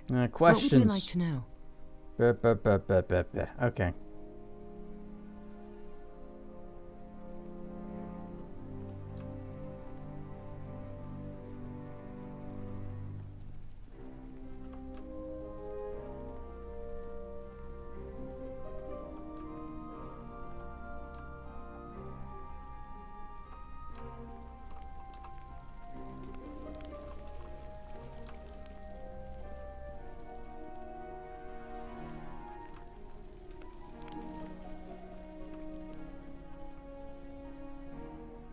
Hey Jero, you wanna go sit in a laser? It's probably good for you.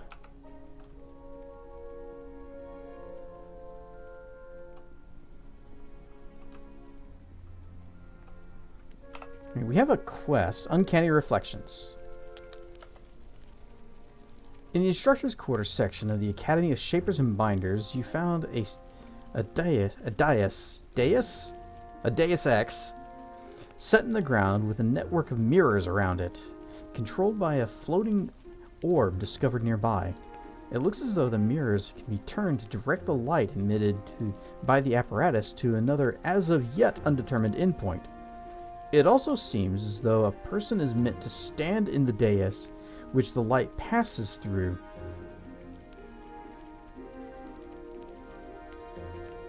The light passes through before hitting the first mirror. It remains to be seen whether or not it matters who stands in the path of the light. Attempt to guide the light to the other end of the network of mirrors, wherever that might be, and see what effect it has on anyone who stands in the dais at the point of origin. Okay. Thanks, quest log. I wouldn't have thought to do that. I, of course, volunteer myself in case it gives me a cool buff or power or thing.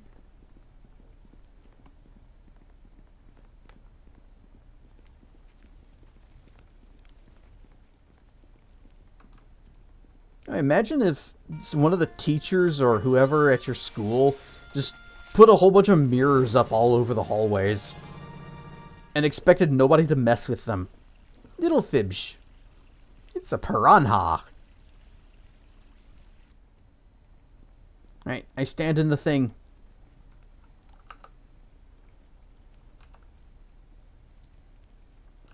Goodbye!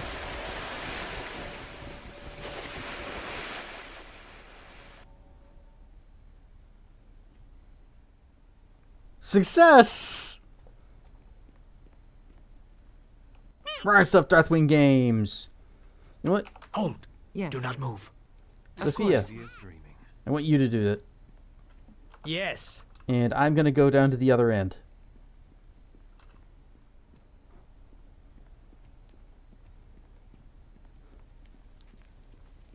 And first, we will see if my if anything happened with me standing there, like I don't know, maybe it copied my equipment and just put it down there. It's like, yay, free stuff or something. That'd be cool. Probably not though. But maybe also it demands that Sophia be the one to go through it because, you know, she would be the headmistress's favorite. Oh, nope. There is me. Okay. Let us attack. Actually, no. Hold. Do not move. Y'all stay there. I want to see what happened.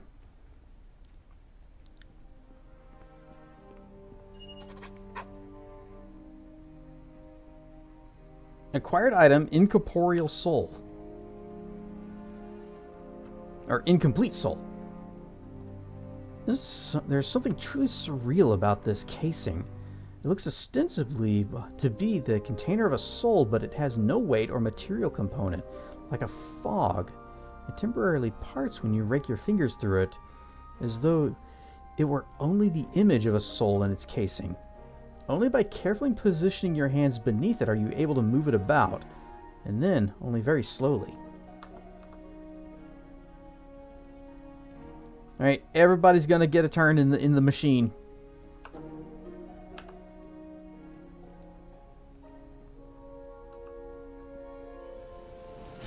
Pew!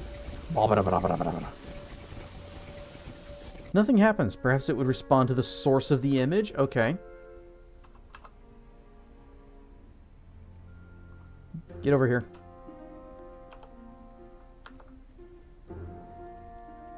It's like we found a strange snow globe without snow or globe.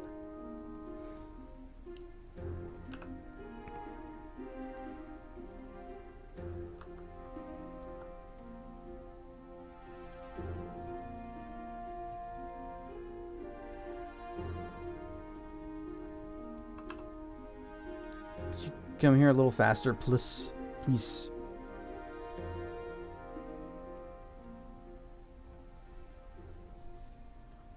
I wonder what would happen if we brought the bear and pushed the button for the bear and made a copy of him, since he already is a spirit.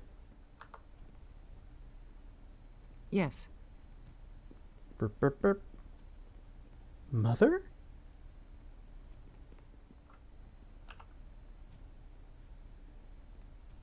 Okay, you didn't get anything, so lame. Gan, your turn.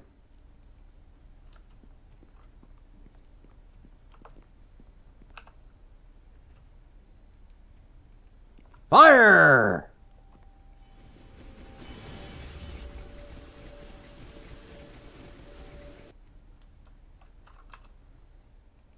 Let's go. Gans is ugly. He's Hagman. This is a projected image, apparently of Ganiev, though it more closely resembles Hagspawn, to whom Hereditary has been less kind.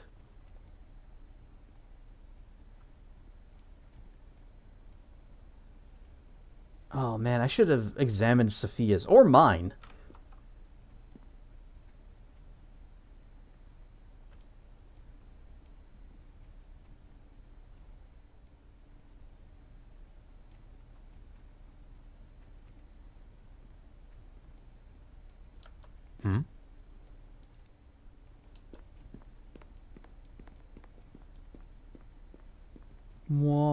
He has nothing to say about it.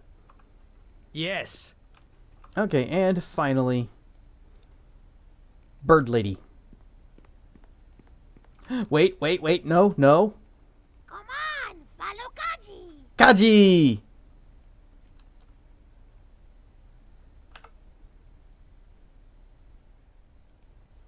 Fire!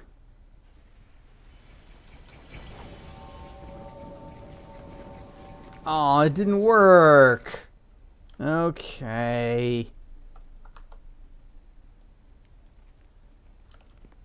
Oh, no, he's right there. Yes.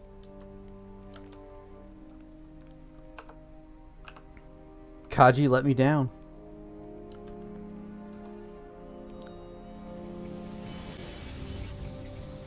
Image.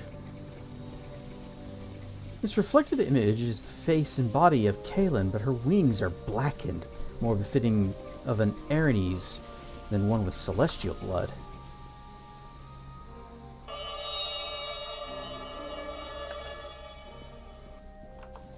Okay, everybody, Let us attack. gather back up. I want to do a different save so I can go back to the quick save. So Act 2, 9, rave party. Oh, ad break starting soon. We need to do this quick then. Quick save. Okay. This is before we went and poked ourselves. So. Oh God, it makes me eel when people Twice carp in one and wail stream. just for the hell of it with no purpose. I'm not that kind of buoy, see? I'm sure tired of gills in school with their tales of roe. And Salic, that is from Quest for Glory 2. The game that I was telling you about some streams ago. But it's like a fan remake of Quest for Glory 2. Not much is known about your history, as you are a closed book. And, oh, it's just my default background.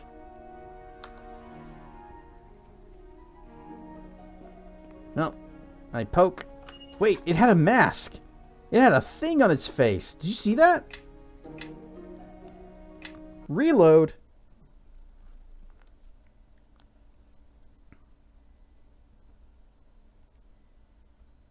No fibs.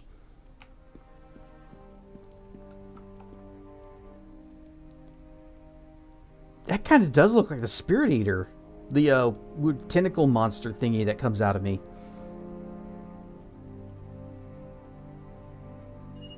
Womp. Okay, well, that's probably the most interesting part of the mystery, but we also need to see what happens when Sophia goes into it. Yes. So, back up you go. Wait for just one moment. And ad break, but we are sciencing. We cannot stop. We must perform the science.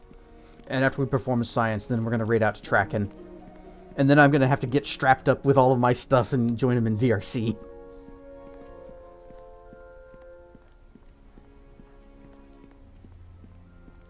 Thanks for a great stream, and we'll see you on Monday. You're welcome, Cool Bird. Thanks for hanging out.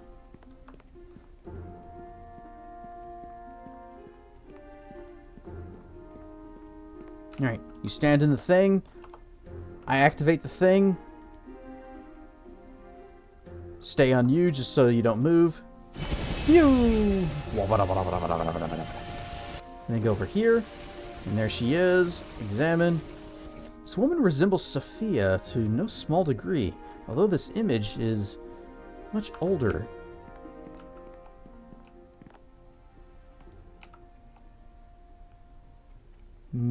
Spooky mysteries.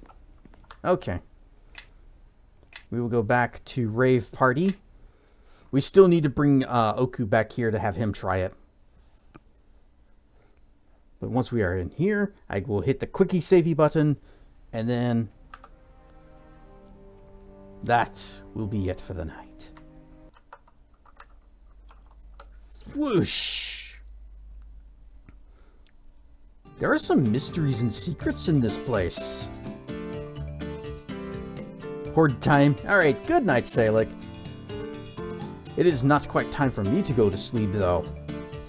Because it is time to venture forth to our next venture.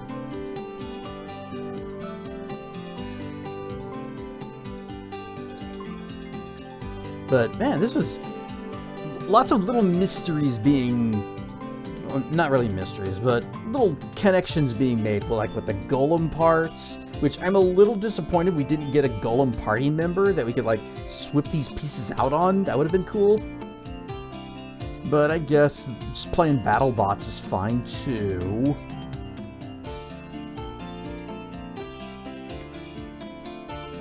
Have a good one, and remember, if in doubt, give a Durg fruit. They will appreciate it.